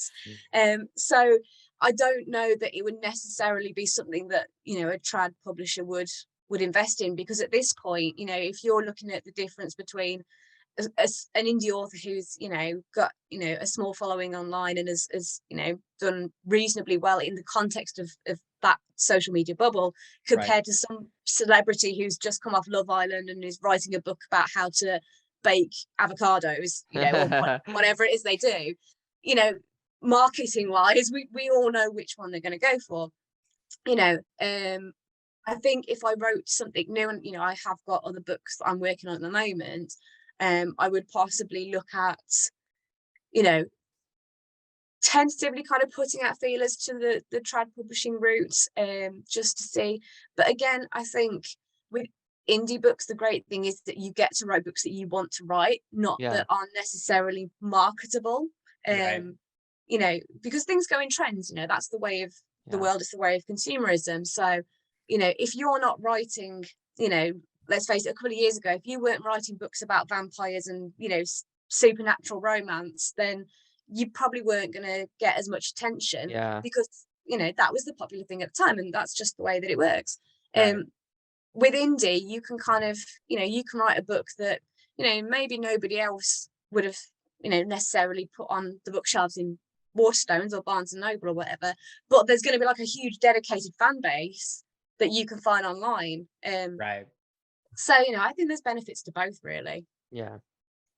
For sure. I was curious though, with your with We Men of Ash and Shadow having an award as like a finalist in SPIFFO, do you think that that's something that a trad publisher would see and, you know, maybe take a closer look at? Oh, I don't think it hurts. Yeah. Yeah. Definitely not. I mean, I don't know, because I've not kind of been in that position really. Sure. I mean, I think it's there is definitely a kudos, and there is definitely a level of, you know, credibility to achieving that kind of that finalist position, and that's Yep. something I'm really proud of. Yeah. But I almost feel like that would go against the ethos of the whole competition, you know, I'm not saying that people who go into SPFBO shouldn't then go on to traditional publishing, because obviously that is the end goal for a lot of authors. And if, you know, someone turned around to me and said, we're going to give you a book contract, I certainly wouldn't say no. Yeah. But I do think that the wonderful thing about the SPFBO is that it's been built to make a platform for, you know, and to champion self-publishing. So I think that, yes, it could potentially help with trad publishing, but I think it helps more with self-publishing and indie publishing. I think Right. that the kind of the benefit to that side of it is much greater in terms of connecting you with that community and giving you a name within, you know, the indie publishing world. I don't know if that answered the question. But No, that makes total sense, because there's been I haven't read a whole lot of the other guys that ended up in the finals for that one.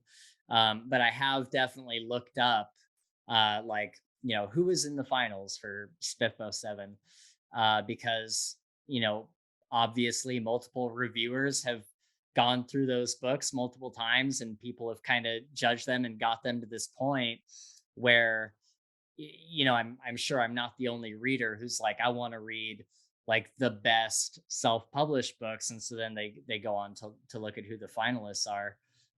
So I would imagine that it's got to be a lot more beneficial in that self-pub community. yeah, definitely. So I was going to ask, kind of I guess your journey from the start. I'm curious, you know, we talked about how trad publishers, they help in kind of monetary ways, like they provide an editor and they provide a cover artist, and, you know, I'm sure a billion other things that I'm not even qualified to comment on.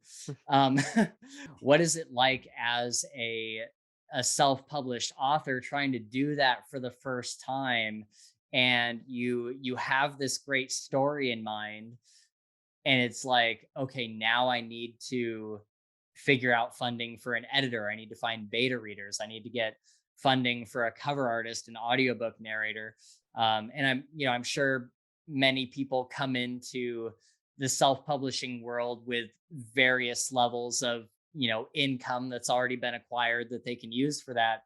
But like someone starting at like the ground level, like what, like I guess my question is just, what is that like as like a self-published author having to provide all of those things from the get-go? I am literally the worst person you could ask this question. Oh, okay. Because I was really fortunate. I was really lucky, and I completely understand that my experience and my journey is not the same for 99% of indie authors who are trying to get their books out and get started. Prior to writing, I was already very heavily involved in like a lot of groups and circles that were into like art and screenplay writing and theatre, you know, music, things like that. I've grown up around it like my whole life. So, you know, I already knew the people that I needed to know. I didn't have to Yeah. make Oh, those connections. So, you know, like my cover artist is someone I know who, through going to see bands, who we both knew people in the music, and you know, it's all very like 9 degrees of separation. Yeah. Yeah.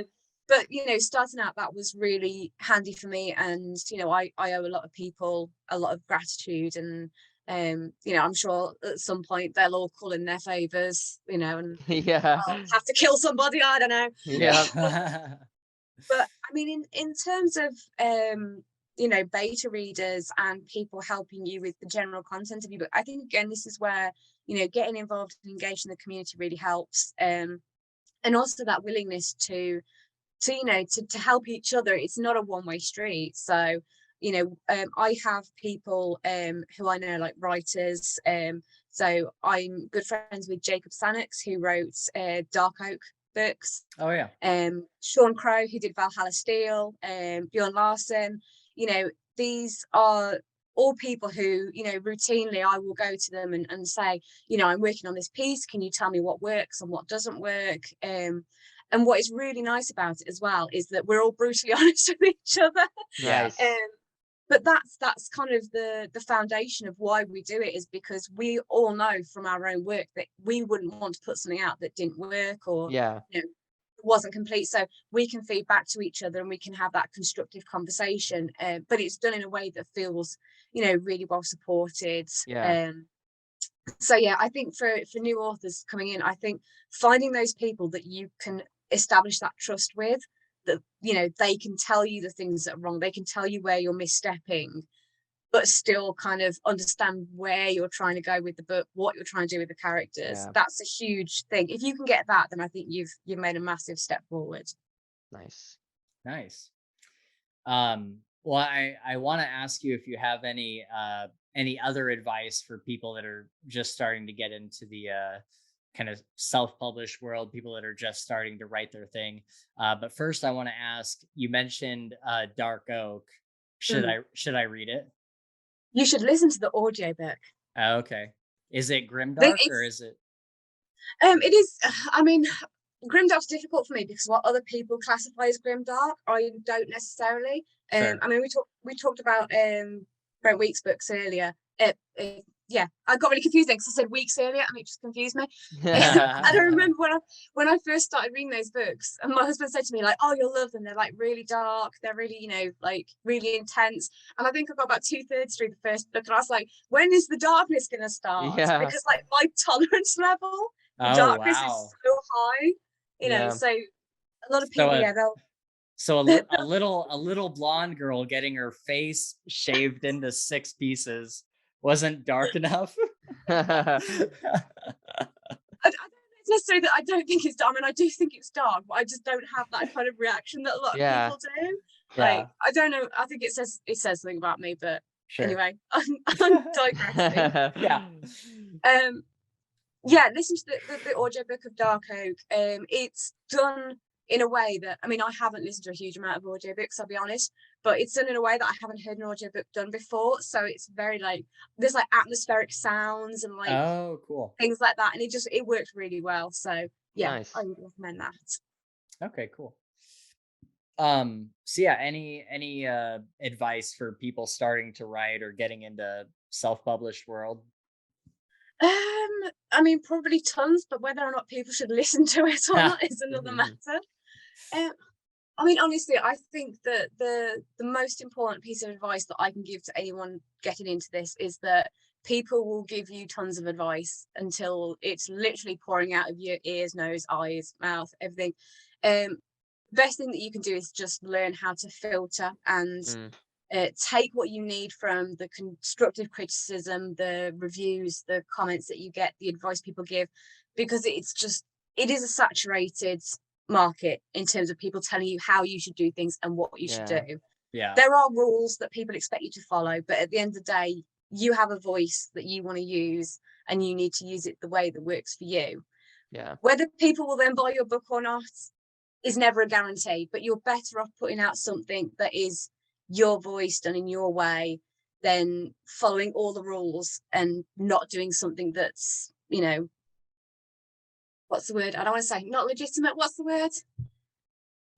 Like personal? Yeah, like something that's not truthful. Like, right. Okay. There needs to be a truth to it. So I think, you know, just have confidence in what you're trying to do, and then filter through the advice that other people give you to kind of support that.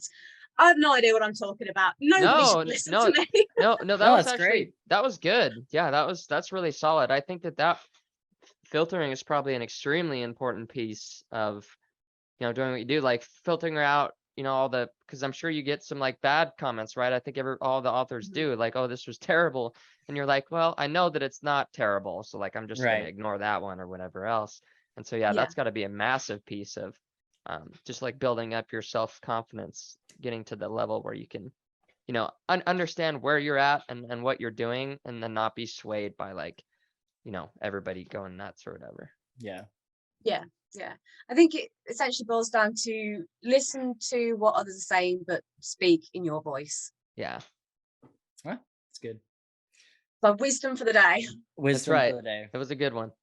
All right, so I have kind of one last question for all three of us before we go.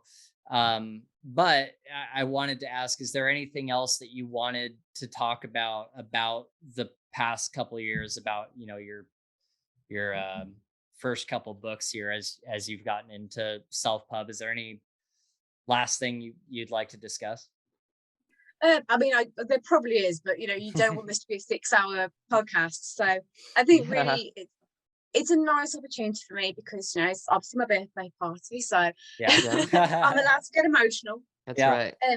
I think it's just a case of saying that I'm really grateful for not just the fact that I've been incredibly lucky on this trajectory, but also for the amount of people I've met, yourselves included, who have become, a huge part of my life now. I've probably spent more time talking to you guys than I do my own family. And it's got me to a point where, I can turn around and say that I'm doing my dream job for a living. This is what I want to do. And a lot of people can't say that, a lot of people out there are writing, they're having to hold down full-time jobs. And, it's just, I suppose I just want to say to people that, you just keep doing what you're doing, and just keep putting stuff out there, and things do happen. And oh my God, you need to shut me up now. It's like a bloody Oscars acceptance, isn't it? It's like, I'd like to thank my parents. No, it should be. I mean, you've come a really long way in the past couple of years, and yeah, you're an incredible author. So congratulations on all that. And also, congratulations on going full time now. I think that's I'm sure that's a huge step. It's got to be a massive leap of faith for you. So oh yeah, the pressure is huge. You mentioned in your message to me earlier about books for favorite childhood books, and I'm wondering if there's any, and this is a question for, obviously we're not like writers or anything, but just like favorite childhood books that for you, Holly, got you to start writing the things that you have. Is there anything that has inspired you from a younger age? Yeah, Robin Jarvis, the author I mentioned earlier, he wrote the Deptford Mice trilogy, The Alchemist Cat and the Woven Path. I think that series is called the Weird Museum series. The Alchemist Cat is the one that I still have, and I will probably be buried with that book. Nice. I'll be honest. Nice. Everything that I am inspired by, everything I love about writing, is in that book. The Taryn's character really kind of was born from that book. So so if Robin Jarvis happens to watch this podcast, I still owe you a bowl of quavers and a bowl of white wine. There you go. Awesome. Gabe, was there anything you read when you were younger? So I was just gonna say, I remember my first reading experience, like books that I actually finished, 5 or 6 years old, was Geronimo Stilton, which was like this little thing about a mouse. It's kind of like a comic-y book, but that whole series. But then what really got me into fantasy was Cirque du Freak. Oh yeah. And so I read that when I was in middle school and was obsessed and read the whole thing. I would love to go back and read it. It's very YA, of course, it was that age, but yeah, it really got me into the whole mystical, magical, vampires and this and that. that you and Chris were talking about that. Yeah. Yeah. a while back. It Yeah. sounded like you guys were really into it when you Yes, found it was awesome. Yeah, the series that was that for me, what and I honestly believe the thing that eventually like got me into reading as much grimdark as I do is a series of unfortunate events. Oh yeah. Oh, so good. Yeah. Oh my god, those books are devastating and like so sad in so many ways. But there's just the perfect level of, you have all these siblings that like really care about each other. And so, like, through all this just like terrible, horrible things that are happening, like, you have this core group of these siblings that are, holding each other up. And I remember I first read them when I was on a trip to Ireland, and for some reason there was this song. It was like a 15-hour flight or something, or maybe 17-hour flight, and this song that kept coming on the airplane radio thing where you can like plug your headphones into the Yeah. into the Back of the armrest. seat. Yeah. Yeah. Was Fix You by Coldplay. And so that song and those books are like eternally linked. And so every time I hear Fix You, I think about those books. But yeah, those books were just incredible. And it really, like, I think up until that point, I really hadn't done a whole lot of reading. But I had never really thought about books being like sad or like very like kind of gray and depressing. I had always thought of them being like, oh, you read a book and it makes you happy and it's like a thriller or action or whatever. And when I started reading those books, like, I had the most like like visceral, like emotional reactions to those Yeah. books because everything was just absolutely terrible. Um, and now that I look back on it, I'm like, dude, that is grim dark for a like junior high kind of audience. And so I've said in multiple videos, I've said, like, if you're a parent out there and you enjoy grimdark, but you don't want your 12-year-old reading uh We Men of Ash and Shadow, then Not recommended for yeah, Yeah. then yeah, hand them some series of unfortunate events, because it has levity and it has like very like uplifting scenes, and it's got a very good plot and everything, and they're funny or whatever, but they also have this very real sense of these siblings that are in this situation where they have absolutely no control and things are just happening to them and it's all really terrible. And yeah, I think everybody should read those books to get a little dose of reality. Did um um did either of you guys ever read the Red Wall books by Brian Jacks? I don't Mm. know if they were a thing like over there. yeah, they were. I think I read the first one, but I wasn't really. I was at an age where I wasn't really ready to like commit myself to like reading like a full like book or series or anything. But I definitely, like, I remember like Matthias or whatever the little rodent was. Um, Yeah, yeah, I remember those. Were you a fan yeah. of those? Oh, yeah, I love them. I mean, I had every single one, but it just every time I think of them, they make me smile because I remember loving them as a kid, and now you look back and you realize that these books, there was these big like chunky books like this, and about this much was like actual plot, and about this much was just descriptions of them having feasts and all the food. So it was Yeah. like pages and pages of like lists of food, Oh which wow. like even now, like it still makes me laugh. Like a whole chapter of just, and then there was cake, and then there was this, and then there was that. That's awesome. Did it the series as a whole, did it have a good like plot? Oh yeah, there was definitely like there was a lot of elements that you could see in other stuff, like both before and after it. where it was one of those books that almost felt nostalgic before its time, because it was, it was animals being, warriors and knights, and you got your is it the badgers that lived in the mountain fortress, and they had the heavy armor on and stuff, and now I'll look at things like his Dark Materials, where you've got like the bears in armor and stuff like that, and it immediately takes me back to that kind of Brian Jacks Redwall type style. So it was, I really enjoyed it. I think it's one of those ones where I read now, and I'm probably not as like enamored with it, just purely because the difference in age, whereas Robin Jarvis stuff I can read now and still really enjoy. Right. I can't imagine going back to some of the books that I read when I was younger. Even Series of Unfortunate Events. We were talking about this, Gabe, when you, me, and Chris were hanging out, and you guys were talking about Cirque du Freak. I was like, as much as I love that series, I don't know if I could go back and like actually read it, because it doesn't, like, it's just so far away from like who I am as a person now, and like never mind the age gap, just like everything that's happening.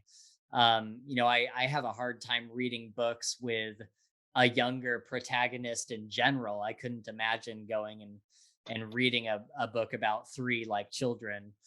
That's definitely tough to go back to an old favorite for sure.